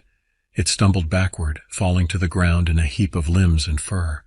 It wasn't dead, but it wasn't going to be getting up any time soon. I dropped the rifle, shaking, and bent down to check on the man. He was barely conscious, bleeding from several deep gashes across his torso. His face was pale, eyes unfocused, breath coming in shallow gasps. "You all right?" I asked, though it was obvious he wasn't. He coughed, blood dribbling down his chin. "That thing," was all he managed before his eyes rolled back in his head. I looked at the creature still twitching on the ground, its breath shallow. Whatever it was dying, and I was glad for it. But I had no time for relief. The man was fading fast, losing blood from multiple wounds. I had to get him help, and soon. I tore strips from my uniform shirt, binding the worst of his gashes as best I could.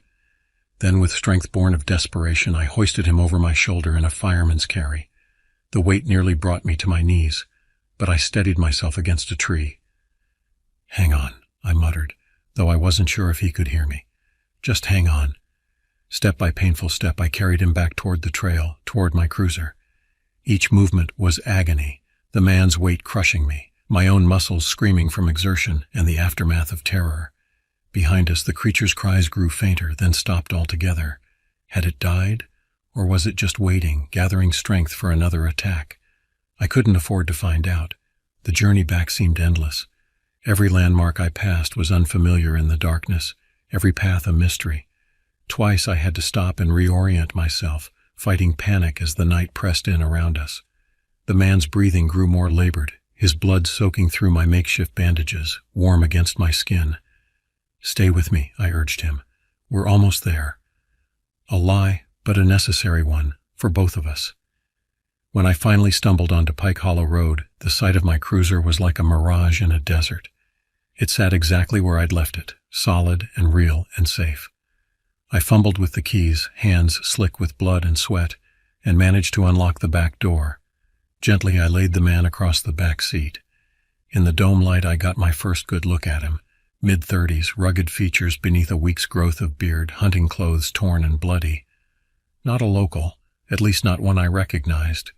I slammed the door and ran to the driver's side, jamming the key into the ignition. The engine roared to life, headlights cutting through the darkness. As I threw the car into reverse, something moved at the edge of the headlight's reach. A flicker of movement, a suggestion of that misshapen form. Then nothing. I didn't wait to see more. I gunned the engine, tires spitting gravel as I backed onto the main road, then sped toward town. The radio crackled to life as soon as I hit the highway. "Dispatch, this is Officer Prescott. I need an ambulance at the station ASAP. I've got a man with severe lacerations, massive blood loss." Joanne's voice came back, tense with concern. "Copy that, Mike. What happened out there?" I can't." I glanced in the rearview mirror at the man, his chest barely rising. "Just get that ambulance ready." The drive back to Craven Springs passed in a blur of adrenaline and fear. I kept checking the mirrors, half expecting to see that thing loping after us, its grotesque form illuminated in my taillights. But the road behind us remained empty, the darkness unbroken. When I reached the station, Sheriff Bowman was waiting outside, his weathered face grim in the floodlights. The ambulance arrived seconds later, paramedics rushing to extract the injured man from my back seat. "Jesus, Mike, what happened to you?" Bowman asked, eyeing my torn shirt, the blood staining my hands and face. I opened my mouth to answer, but no words came. How could I explain what I'd seen? Who would believe me? "There's something in the woods," I finally managed. "Something that killed the Wilsons, and it nearly killed this guy too." Bowman's face darkened. "The Wilsons are dead?" I nodded, the horror of what I'd witnessed washing over me anew. "Torn apart, both of them. And whatever did it, it wasn't natural, Sheriff. It wasn't anything I've ever seen before." The paramedics loaded the man onto a stretcher, attaching IV lines, pressing gauze to his wounds. One of them looked up at me, her face drawn. "He's in shock. BP's dropping. We need to move now." As they rushed him toward the ambulance, his eyes fluttered open, fixing on me with sudden clarity. He grabbed my wrist, his grip surprisingly strong for a dying man. "It's still out there," he rasped, blood bubbling between his lips. "You didn't kill it. You can't kill it."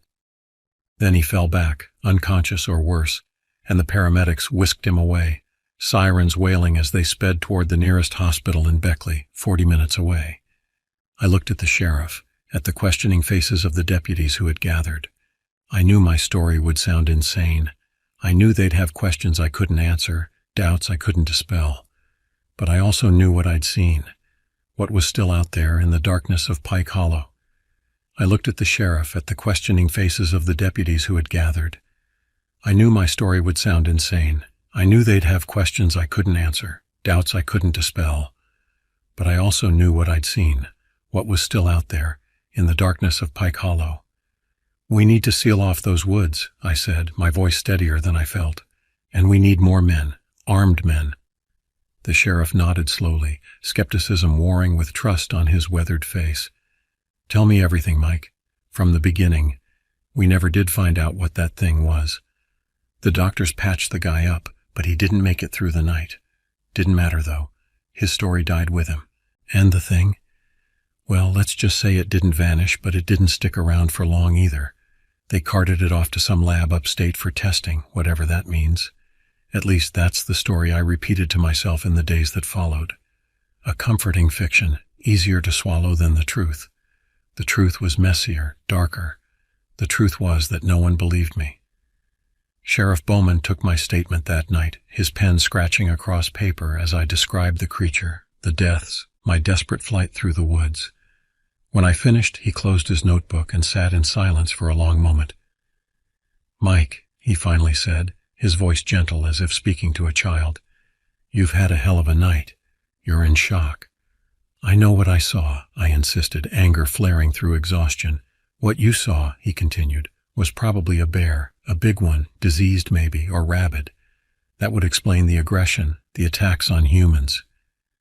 "Bears don't have mouths like that," I said. "They don't hunt people, track them through the woods." Bowman sighed. "When was the last time you slept, Mike? Really slept?" The question caught me off guard. What's that got to do with anything? "You've been pulling double shifts all week. Stress, fatigue, the darkness. They can play tricks on your mind." I wanted to argue, to make him understand, but I saw the decision already made in his eyes. This would be ruled a bear attack. Simple, clean, explicable. "What about the Wilsons?" I asked. "What about the man I brought in?" "We'll send a team out at first light to recover the bodies. And the man, well, we'll see if he pulls through. Maybe he can tell us more." But the man didn't pull through. He died at 3:17 a.m. at Beckley Memorial Hospital, never regaining consciousness. The doctors cited massive blood loss and trauma. They noted the unusual pattern of his wounds, unlike any bear attack they'd seen, but such details were lost in the broader narrative being constructed. A tragic accident, a rogue bear, a heroic rescue attempt that came too late. The recovery team found the Wilsons' bodies exactly where I said they'd be, what remained of them anyway. They also found evidence of a large animal, broken branches, disturbed earth, blood trails, but they found no sign of the creature I described, no carcass, no blood trail leading away from where I'd shot it. Nothing to corroborate my story of a monster with a misshapen head and too many teeth.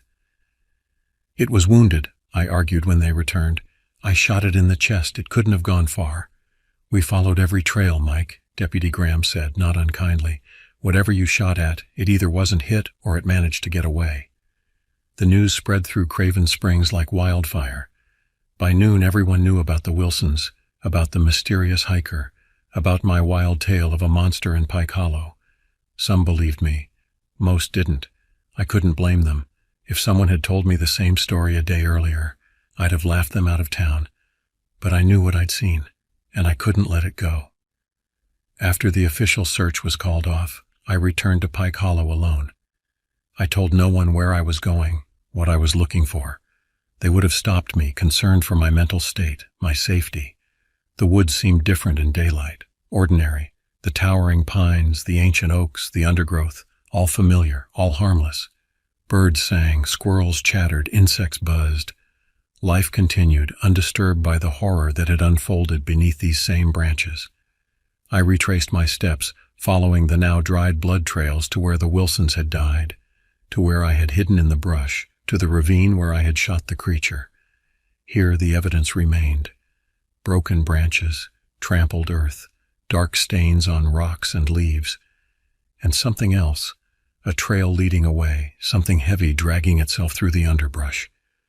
I followed it, weapon drawn this time, every sense alert for danger.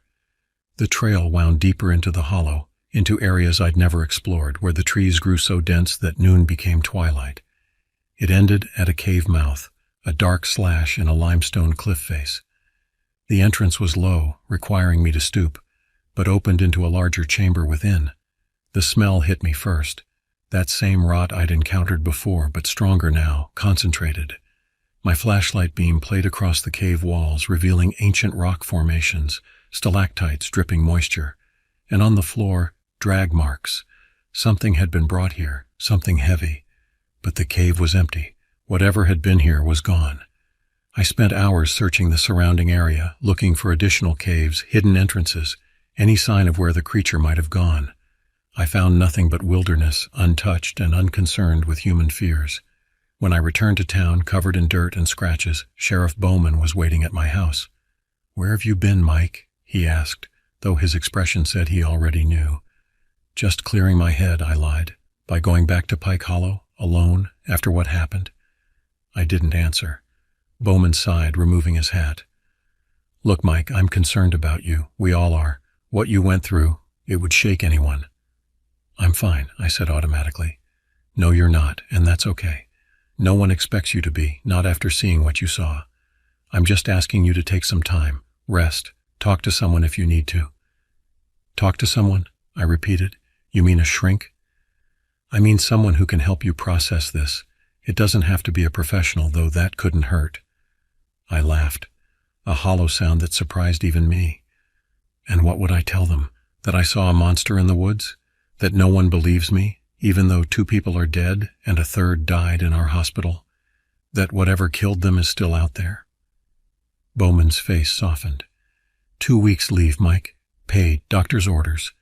It wasn't a suggestion, it was a mandate. I was being taken off duty, deemed unfit to serve. "And if I refuse?" "Don't make this harder than it needs to be, please." I wanted to argue, to rage against the injustice of it all. But exhaustion had settled into my bones, a weariness that no amount of sleep could cure. I nodded, accepting defeat, at least for now. Bowman seemed relieved. "Get some rest, Mike. Things will look clearer in the morning." But they didn't. Not the next morning or the one after that. Instead, the official narrative solidified. A bear attack, a tragic accident, a town in mourning. The Wilsons were buried, their house put up for sale, their existence slowly erased from the fabric of Craven Springs. The hiker was identified as Gregory Mason, a nature photographer from Pittsburgh. His family claimed his body, his death added to the tally of wilderness accidents that occurred every year in these mountains. And me? I became the town's cautionary tale. Officer Prescott, who'd seen too much, who'd cracked under pressure. They were kind about it, mostly. Sympathetic glances, concerned inquiries about my health, invitations to dinner or drinks meant to draw me back into the community. But beneath it all, I could sense their fear, not of the creature I'd described, but of what I represented. The fragility of sanity, the thin veneer of order that separated their comfortable lives from chaos. I spent my 2 weeks' leave in a haze of insomnia and obsession. I researched cryptids, folk monsters, unexplained phenomena in the Appalachians. I compiled accounts of similar attacks across the country, incidents brushed off as animal encounters or the work of human predators. I found patterns, disappearances in remote areas, bodies discovered with unusual wounds, sightings of creatures that defied classification, all dismissed, all explained away. When my leave ended, I returned to duty, outwardly compliant, inwardly vigilant. I patrolled the streets of Craven Springs with one eye always on the edge of town, on the dark line of trees that marked the beginning of Pike Hollow. Weeks passed, then months. Life in Craven Springs returned to normal. The tragedy faded from daily conversation, replaced by more immediate concerns. The upcoming fall festival, the high school football team's winning streak, the new stoplight at Main and Elm. But I remained changed. I carried the knowledge of what lurked in those woods, what could emerge at any moment to shatter the town's fragile peace. I kept my service weapon with me at all times now, even off duty. I installed new locks on my doors and windows. I avoided the woods after dark, and I waited. For what, I wasn't sure. Another attack, vindication, or perhaps for the memory to fade, for doubt to creep in, for me to join the ranks of those who believed the official story? That moment never came. Instead, 6 months after the incident in Pike Hollow, a hiker went missing in the national forest 20 miles north. Search parties found nothing but a backpack, a broken camera, and blood-soaked earth. 2 weeks later, a family camping near Beckley reported strange noises in the night, described a creature glimpsed in their flashlight beams, tall, gaunt, with too many teeth. And in early December, a hunter was found dead in woods just outside Craven Springs, his body torn apart in a manner that the coroner could only describe as inconsistent with known animal predation. Each incident was explained away: a mountain lion, a bear, human killers, hysteria. But I knew better. It was moving, hunting, and eventually it would return to Pike Hollow, to the cave where it had retreated to heal. I kept my theories to myself this time. I stopped trying to convince others of what I knew to be true. Instead, I prepared. I studied tracking, wilderness survival, firearms. I mapped the cave systems that honeycomb these mountains. I learned everything I could about predator behavior, about how to hunt something that views you as prey. Because that's what it is at its core, a predator. And like all predators, it can be tracked, understood, and killed. I'm still here in Craven Springs doing my job. Small-town life doesn't change, not really. People still wave when they pass by, Mrs. Hill still gossips at the corner store, and kids still find stupid ways to get themselves into trouble. But me? I don't go near those woods anymore, not without purpose, not without preparation. I leave that to others, to the innocent and the unknowing, until the day it returns, and I will be waiting. Winter came early to Craven Springs that year, blanketing the town in snow by mid-November. The cold was a blessing, keeping people indoors, away from the woods, away from danger. I'd been keeping a log of incidents, sightings, unusual animal deaths, unexplained noises reported by hikers or hunters.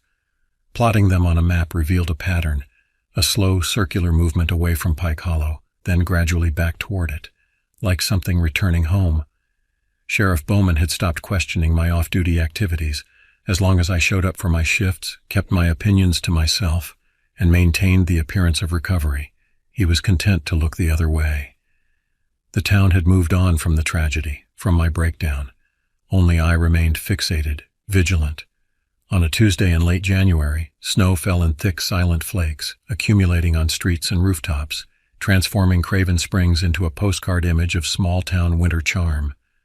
I was at the diner, nursing a cup of coffee at the counter, when the call came in. "Mike, you copy?" Joanne's voice crackled through my radio. "Got a situation out at the old Reynolds place?" The Reynolds property bordered Pike Hollow, an abandoned farmhouse and barn that local kids used for parties and dares. "What kind of situation?" I asked, already reaching for my coat. "Probably nothing. Some kids reported strange noises last night. Figured they were just spooked by the old house but thought someone should check it out." "I'm on it," I replied, dropping cash on the counter for my coffee. The snow had drifted high against the sides of the road, my cruiser's tires cutting the first tracks of the day as I headed toward the Reynolds place. The sky hung low and gray, promising more snow before nightfall. The farmhouse came into view, a dilapidated 2-story structure with sagging porch and broken windows. Behind it, the barn listed dangerously to one side, its red paint long since weathered to a dull pink. Beyond both, the dark line of Pike Hollow's woods loomed, a stark contrast against the pristine white of the snow-covered fields. I parked in what had once been a driveway, now just a slightly less overgrown path leading to the house. The silence was absolute, the snow muffling even the sound of my car door closing. Drawing my weapon, a habit now, not procedure, I approached the house. Footprints in the snow led to and from the porch, multiple sets. The kids Joanne had mentioned, no doubt. But among them was another set, larger and strangely shaped, as if whoever or whatever had made them was walking with an unusual gait. The footprints led not to the house, but around it, toward the barn. I followed them, moving quietly despite the crunch of snow beneath my boots. The barn door hung half open, swaying slightly in the gentle wind. The large footprints led inside, but didn't come back out. I paused at the entrance, listening. Nothing but the creak of old wood, the occasional plop of snow falling from the roof. I stepped inside, my eyes adjusting to the dimness. The barn's interior was a cavern of shadows and dust, hay rotting in corners, ancient farm equipment rusting where it had been abandoned decades ago. Sunlight filtered through gaps in the walls and roof, creating bars of light in the darkness. The footprints continued across the dirt floor, leading to a trapdoor that I knew opened onto a root cellar beneath the barn. The trapdoor was ajar, darkness yawning beyond. I should have called for backup, should have waited for daylight, for reinforcements. But I knew that whatever was down there might not wait, and I had waited long enough. Drawing a flashlight with my free hand, I approached the trapdoor. The smell hit me first, that same rotten stench I remembered from the woods, from the cave. I shined my light into the opening, revealing a crude ladder descending into darkness. With a deep breath, I began the climb down, weapon first, flashlight illuminating each rung before I trusted it with my weight. The cellar below was larger than I expected, extending beyond the footprint of the barn above. The walls were packed earth, the ceiling low enough that I had to stoop. My flashlight beam picked out root vegetables long since rotted to mush, empty preserving jars, a rusted shovel leaning against one wall, and footprints in the dirt floor, those same strange tracks leading deeper into the cellar. I followed them, moving slowly, every sense alert for danger. The cellar narrowed into a tunnel, rough-hewn and ancient-looking. This was no root cellar extension. This was something older, something dug for another purpose entirely. The tunnel sloped downward, the air growing colder, damper. Moisture dripped from the ceiling, splashing onto my shoulders. The walls changed from packed earth to natural stone. I was entering a cave system. The realization struck me with certainty. These tunnels connected to the caves in Pike Hollow. The creature had been using them to move undetected, to hunt across a wider range without being seen. I continued forward, deeper into the earth. The tunnel widened into a chamber, then split into multiple passages. I paused, uncertain which way to go. Then I heard it, that same gurgling grunt I'd heard in the woods months ago, echoing from the leftmost passage. My heart hammered in my chest, but my hands remained steady. This was what I had prepared for, what I'd been waiting for. I moved toward the sound, weapon raised, flashlight beam cutting through the darkness.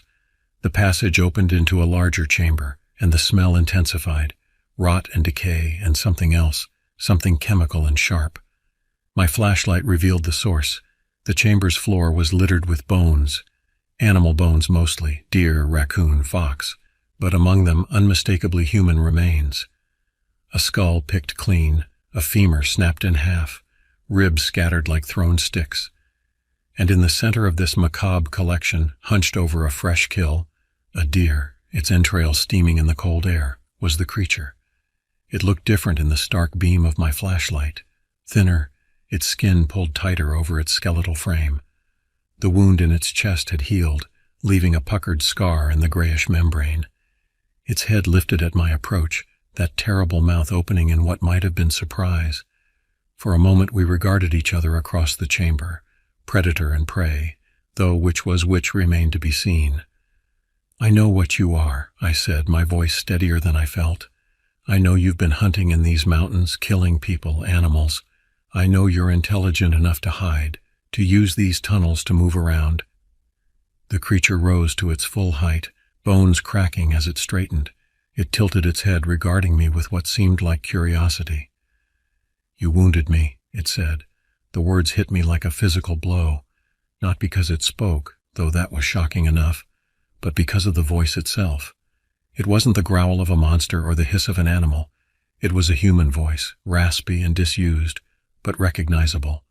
Arnold Wilson's voice. What are you?" I managed, fighting the urge to run, to scream. The creature took a shambling step forward. "I am hunger," it said, Arnold's voice distorting around the words. "I am the darkness in these woods. I have always been here." "No," I shook my head, backing up a step. "You're wearing Arnold's voice like you're wearing—" I couldn't finish the thought. The creature moved closer, its limbs jerking unnaturally. "I take what I need," it said. "Voice, skin, meat. I consume. I become—" Understanding dawned, horrible and complete. This thing didn't just kill its victims. It absorbed them somehow, took pieces of them into itself. Was that why it had taken the Wilsons' bodies? Why the wounded hunter had never been found, despite my best efforts? "Stay back," I warned, raising my weapon higher. The creature paused, its head tilting further, nearly upside down now. "You hurt me," it said again, this time in a different voice, younger, female, Beth Wilson's voice. But I learned, bullets hurt but do not kill, not if I feed soon after. It was toying with me, I realized, showing off its trophies, its stolen voices, creating the maximum terror before it attacked. Well, two could play that game. "I've been tracking you," I said, moving slowly to one side, forcing it to turn to follow me. "Every kill, every sighting. I know your patterns now. Others do too. State police, wildlife rangers. They're on their way here right now." A lie, but a necessary one. I needed to unbalance it, to make it hesitate. The creature's mouth opened wider, revealing those rows of glass-like teeth. Was it smiling? "Lies," it said, this time in the voice of the hunter I'd tried to save. "You are alone. You have always been alone." It lunged faster than anything its size should move, arms outstretched to grab me. I fired once, twice, 3 times, the gunshots deafening in the confined space. The bullets hit, punching holes in that gray membrane, but the creature didn't stop. It slammed into me, knocking the gun from my hand, sending me sprawling onto the bone-littered floor. Pain exploded through my shoulder as I landed hard. The creature loomed over me, blood, or whatever passed for it, dripping from its wounds onto my face. Its mouth opened, wider than should be possible, ready to tear into me as it had its other victims. But I wasn't finished. Not yet. My hand closed around something solid on the cave floor, a human femur, long and heavy. I swung it with all my strength, connecting with the side of the creature's misshapen head. It staggered, more surprised than hurt. I scrambled away, searching desperately for my weapon in the darkness. The flashlight had rolled away, casting wild shadows across the chamber as it spun. The creature recovered quickly, turning toward me with renewed fury. It spoke again, this time in a chorus of voices. Arnold, Beth, the hunter, others I didn't recognize, a cacophony of the dead. "You cannot kill me," they said in unison. "I have lived in these mountains since before your kind built towns. I will live here long after you are gone." My hand found my gun, cold metal against my fingertips. I grabbed it, rolled onto my back, and aimed at the approaching monstrosity. "Maybe," I acknowledged, "but you won't live through today." I fired again, emptying my magazine into the creature's chest, where I'd wounded it before. It screamed, that same unholy sound I'd heard in the woods, but didn't fall. Instead it charged, crossing the distance between us in 2 massive strides. I threw myself sideways, barely avoiding its grasp. My shoulder hit the cave wall, sending fresh pain shooting down my arm. The gun was empty, useless now. I needed another weapon, another plan. The flashlight's beam caught on something metal propped against the far wall, the rusted shovel from the root cellar. The creature had brought it down here, for what purpose I couldn't imagine, but it was solid, sharp-edged, heavy. I lunged for it, my fingers closing around the wooden handle just as the creature grabbed my ankle. It yanked, dragging me backward across the bone-strewn floor. I kicked with my free leg, connecting with its arm, buying myself seconds of freedom. Scrambling to my feet, I hefted the shovel like a baseball bat. The creature rose again, blood flowing freely from its wounds now, its movements slower but no less determined. "You die now," it said, this time in my own voice, a perfect mimicry that sent chills down my spine. "Not today," I answered, and swung the shovel with every ounce of strength I had left. The rusted edge caught the creature across its neck, not a killing blow, but enough to make it stagger back. I pressed the advantage, swinging again and again, driving it backward toward the chamber wall. With each blow, the creature weakened, its regenerative abilities apparently overtaxed by the gunshot wounds. It tried to grab the shovel, but I twisted away, bringing the edge down on its extended arm.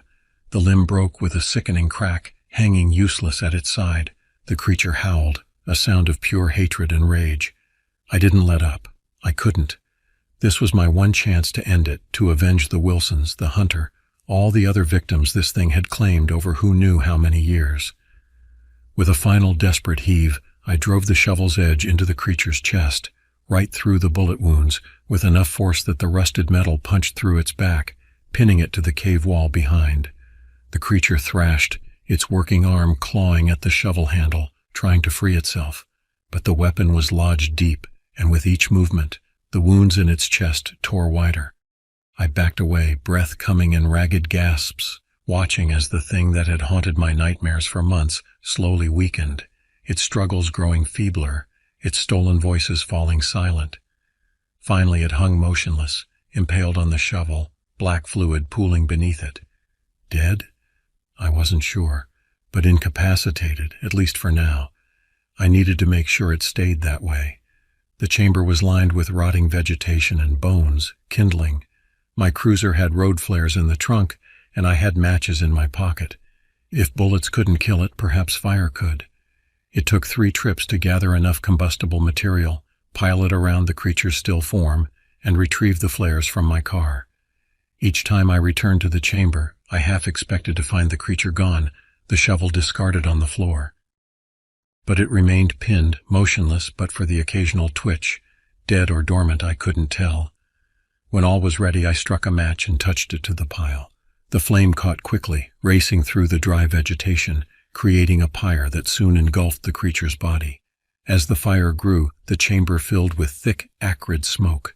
The creature's skin bubbled and blackened, peeling away to reveal something beneath that wasn't bone or muscle, but something else, something I couldn't and didn't want to identify. I backed toward the tunnel entrance, watching as the fire consumed what remained of the thing that had terrorized these woods. Only when the heat became unbearable, the smoke too thick to breathe, did I finally turn and make my way back through the tunnels, up the ladder, and into the blessed normality of the winter afternoon. Outside, snow was falling again, heavier now, erasing my tracks, covering the world in clean white. I stood in the farmyard, lungs burning, clothes torn and bloody, and watched as black smoke began to seep from cracks in the barn's foundation. The fire would spread, the barn would burn, perhaps the house too, and with them the entrance to the tunnels, the evidence of what had lived beneath these mountains. Let it burn. Let it all burn. I called it in from my cruiser. Structure fire at the Reynolds place, possible lightning strike, no casualties. By the time the volunteer fire department arrived, the barn was fully engulfed, beyond saving. They focused on keeping the flames from spreading to the surrounding woods, from threatening the town beyond. No one questioned my presence at the scene, my torn uniform, the blood on my hands. In the chaos of the fire, such details were overlooked, forgotten in the more immediate crisis. When the sheriff arrived, he took one look at me and knew. Not the full truth, perhaps, but enough. He nodded once, a silent acknowledgement that some questions were better left unasked, some stories better left untold. "It's over, isn't it?" he said quietly, as we watched the barn collapse in on itself, sending sparks spiraling into the darkening sky. "Yes," I answered, "it's over." And it was. The killing stopped. The sightings ended. Pike Hollow returned to being just another stretch of woods, remarkable only for its quiet beauty, its abundance of game. Spring came, then summer. The Reynolds property was cleared, the charred remains of the barn and house hauled away, the land reclaimed by nature. No one ever discovered the tunnels beneath, now collapsed and sealed by the fire and subsequent demolition. Life in Craven Springs returned to its familiar rhythms. I continued my patrols, waved to Mrs. Hill at the corner store, broke up fights at Rusty's. On the surface, nothing had changed, but I had. I carried the knowledge of what had lived in these mountains, what had hunted these woods. I knew there were things in this world that defied explanation, that existed in the shadows of our understanding. I still don't go near those woods if I can help it. Not because I fear finding that creature again. I'm certain it's gone, reduced to ash in the inferno I created. No, I stay away because some places retain the memory of the horrors they've witnessed, and Pike Hollow has witnessed more than its share. But I'm still here, back in Craven Springs, doing my job. Small town life doesn't change, not really. People still wave when they pass by, Mrs. Hill still gossips at the corner store, and kids still find stupid ways to get themselves into trouble. The donut shop still runs out of glazed sometimes. Bad omen or not, life goes on. And so do I, carrying the secret of what really happened in Pike Hollow, a secret I'll take to my grave, because some stories are better left untold, some nightmares better left in the darkness where they belong. The last thing I thought I'd deal with that morning was a call about a missing person. And yet, as a small-town cop in Wilson, Missouri, you get all sorts of surprises. I had just settled into the office with a stale cup of coffee when dispatch buzzed in. I remember the exact date, July 18th, 1997, because I had been planning to catch up on paperwork, not chase down a mystery. I'm Saul Markham, by the way. I've been in law enforcement for nearly 13 years, ever since I left a short-lived career as a private investigator. To be honest, small-town police work isn't glamorous. You mostly deal with minor disputes, DUIs, and the occasional burglary. But today was shaping up to be different. "Saul, we got a missing hiker," dispatch said. "Couple campers said they saw his car at Pine Ridge, but no sign of him in the woods." Pine Ridge. Of all the places, it had to be there. Local folks told stories, nothing you'd believe, but enough to make the hair on your arm stand up. Weird disappearances, strange noises at night. I wasn't one for tall tales, but the place had a reputation. I grabbed my gear and headed out. The drive to Pine Ridge took about 40 minutes, my patrol car bumping along rural roads that needed repaving years ago. The radio crackled with static between dispatcher updates. They'd managed to identify the missing hiker from his vehicle registration, Danny Lambert, 34, married, no kids. His wife reported he'd gone camping yesterday and was supposed to be back by noon today. My mind wandered to previous cases involving Pine Ridge.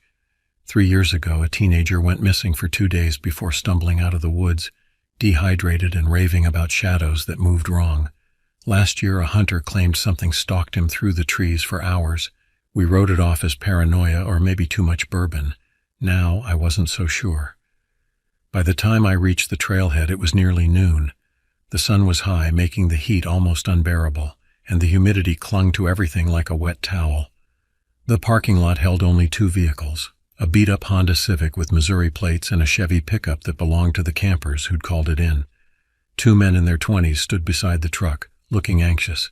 They introduced themselves as Alan Weber and Mike Donahue, weekend campers from Springfield, who'd noticed the same car in the lot yesterday when they arrived and again this morning. "Thought it was weird, you know," Alan said, fidgeting with his cap. "Most folks don't stay overnight in their cars here." I nodded, jotting notes in my pad. "You boys hear or see anything unusual last night?" They exchanged glances before Alan spoke. "We heard something last night, like someone screaming, but I don't know, it didn't sound like a person. My buddy said it was probably an animal, but animals don't scream like that, not around here." "What time was this?" I asked, trying to keep my voice casual. "Around 2 a.m., Mike said. Woke us both up, sounded far off, deeper in the woods." I radioed for backup, but the truth is Wilson PD's resources are spread thin. We don't have the manpower for extensive searches, not in these woods, and besides, I knew how this would go down. Danny would either come walking out, all sheepish for worrying everyone, or he wouldn't. Either way, it was my job to find out. I checked the Honda. Through the windows, I could see a water bottle in the cup holder, a map unfolded on the passenger seat, and a receipt dated yesterday morning from a gas station in town. I ran the plates, confirmed it belonged to Danny Lambert, mid-30s, worked as a contractor, and according to his wife, liked to take these solo hiking trips when life got too stressful. I popped the trunk.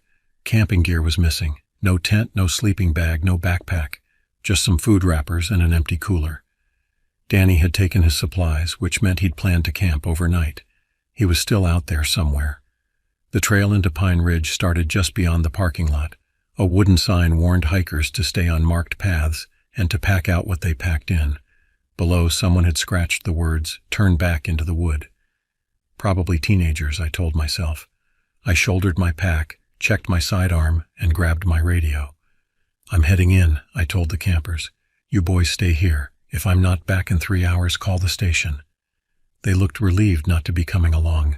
I didn't blame them. The entrance to the trail was like a mouth, dark and uninviting, the towering pines creating a tunnel of shadow even in broad daylight. As I stepped onto the path, a gust of wind swept through the trees, creating a sound like a distant moan. I shivered despite the heat. My watch read 12:15 p.m. as I entered Pine Ridge. I had no way of knowing then that what waited for me in those woods would change everything.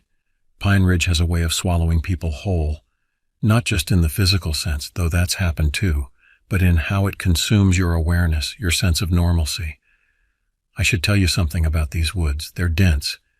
thick with oak, pine, and the kind of underbrush that makes you question every step you take. You can't see more than a few feet ahead once you're deep in. It's not the kind of place you want to get lost in, but it's perfect for those looking to disappear. The main trail was well marked for the first mile, red blazes painted on trees guiding hikers through the initial stretch. The path was worn from years of boots trampling the earth, but even so, roots jutted out like tripwires. I kept my pace steady, eyes scanning not just the path ahead but the surrounding woods. Something felt off from the moment I entered. The forest was too quiet. In July, these woods should be alive with birdsong, the buzzing of insects, the occasional rustle of animals moving through underbrush. Instead, a thick silence hung over everything, broken only by my footsteps and the creak of distant branches. I called out periodically, "Danny Lambert, Wilson Police Department, can you hear me?" Each time my voice seemed to fall flat, absorbed by the trees without an echo. About 2 miles in, the main trail split. According to the map at the trailhead, the left fork led to Blackwater Creek, a popular camping spot. The right continued deeper into the wilderness, eventually connecting to an old fire road. Based on what his wife had told dispatch, Danny preferred solitude when camping. I took the right path.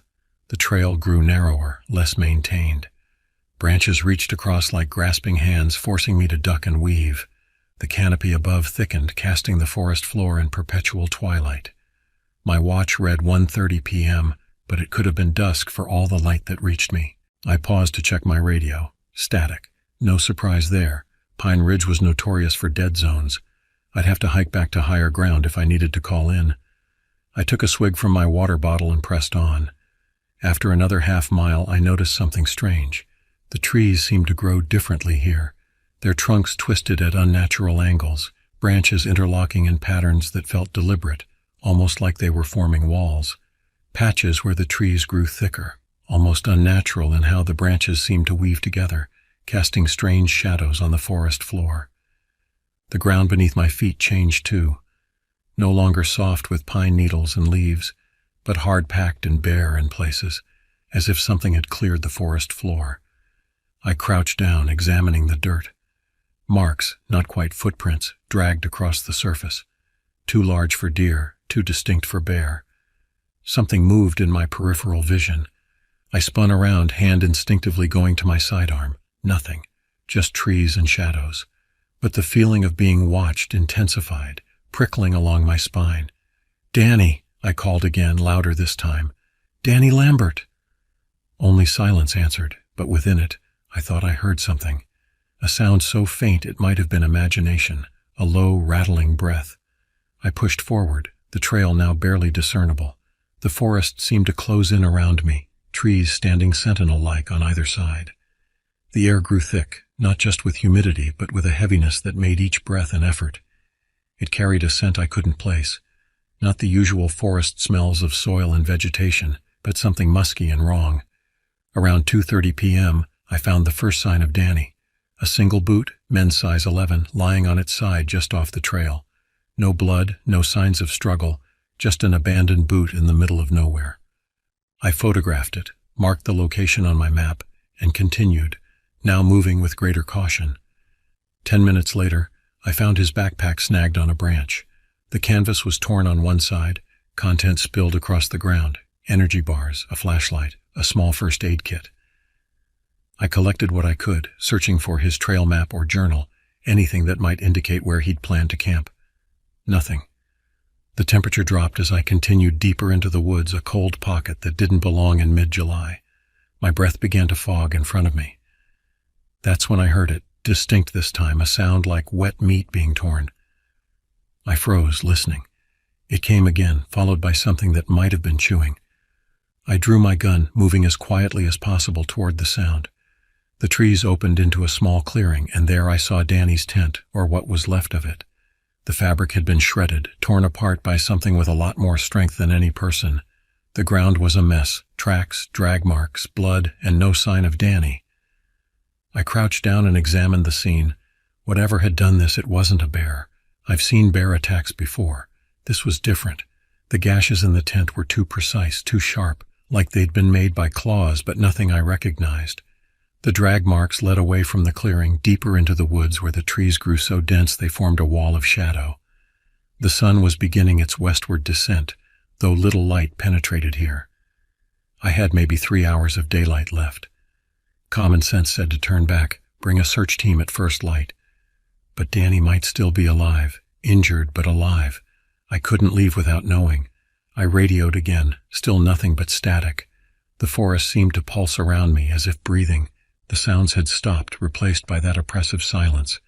I felt the weight of the place pressing down on me. The air was thick, suffocating, as if the forest itself didn't want me there. With my gun drawn, I followed the trail of blood deeper into Pine Ridge. As I moved forward, I couldn't shake the feeling that I was being led somewhere, that whatever waited ahead was not just expecting me, but had been waiting for a very long time. The blood trail led me through the densest part of Pine Ridge, where daylight barely penetrated the canopy. Every few yards I'd find another sign of Danny, a torn piece of clothing, a dropped item from his pack. The path twisted in ways that defied the map, doubling back on itself, circling landmarks I was certain I hadn't passed before. Time seemed to stretch and compress in these woods. My watch still worked, telling me it was approaching 4 p.m., but my body felt like I'd been walking for days. My muscles ached with a weariness that went beyond physical exertion. I found myself struggling to maintain focus, my thoughts becoming disjointed. As I rounded a massive oak, the trail opened onto a scene that stopped me cold. A small hollow surrounded by ancient trees, their trunks gnarled into shapes that resembled hunched figures. The ground was bare earth, packed hard and stained dark in places, and against the largest tree, slumped in a position no living person could maintain, was Danny Lambert. That's when I found him, or at least what was left of him. Danny's body was slumped against a tree, his torso ripped open like a butcher's shop display. His eyes, well, let's just say there wasn't much left of his face.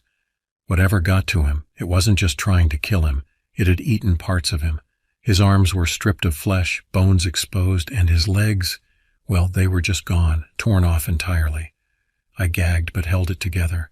I've seen my share of dead bodies, but this wasn't like anything I'd ever seen.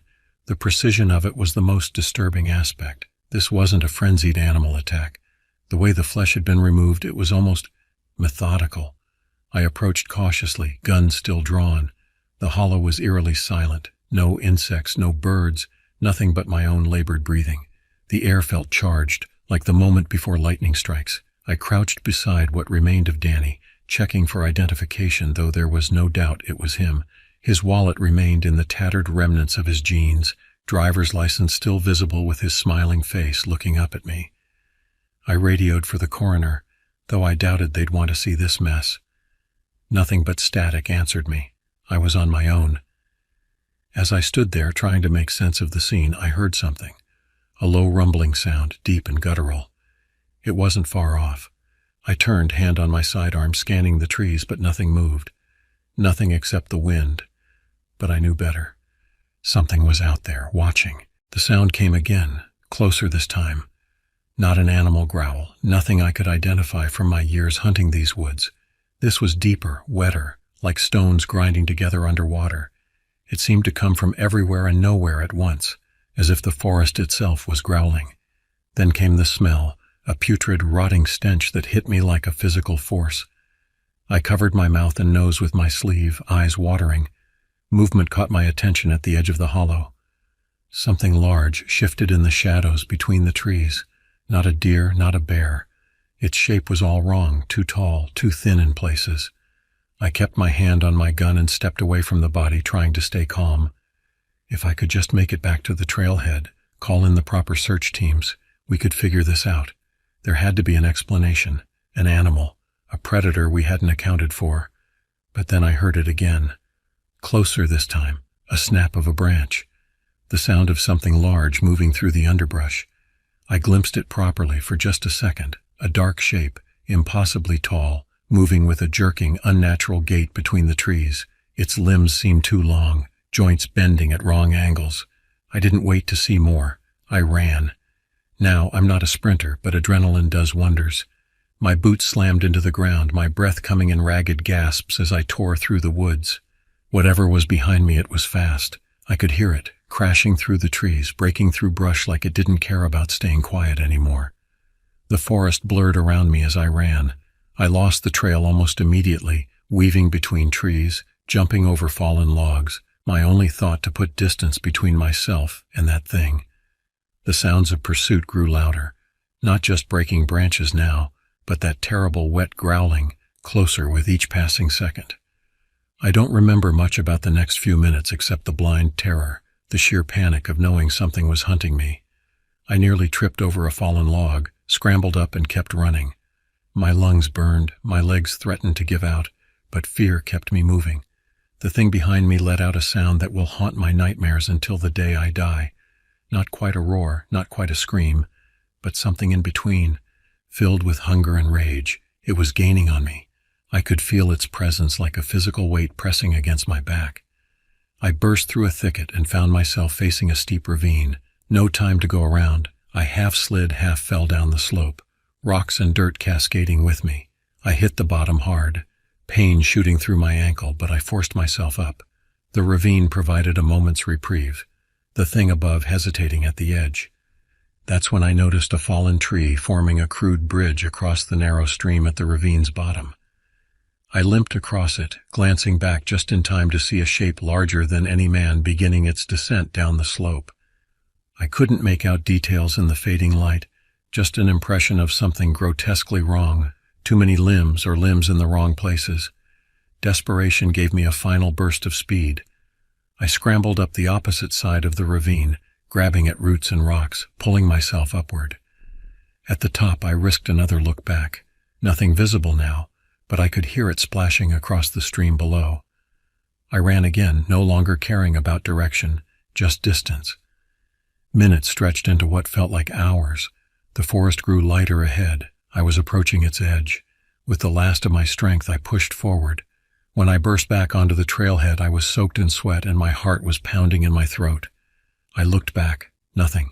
No movement, no sound. It was like the forest had swallowed the creature whole, but I knew it was still out there.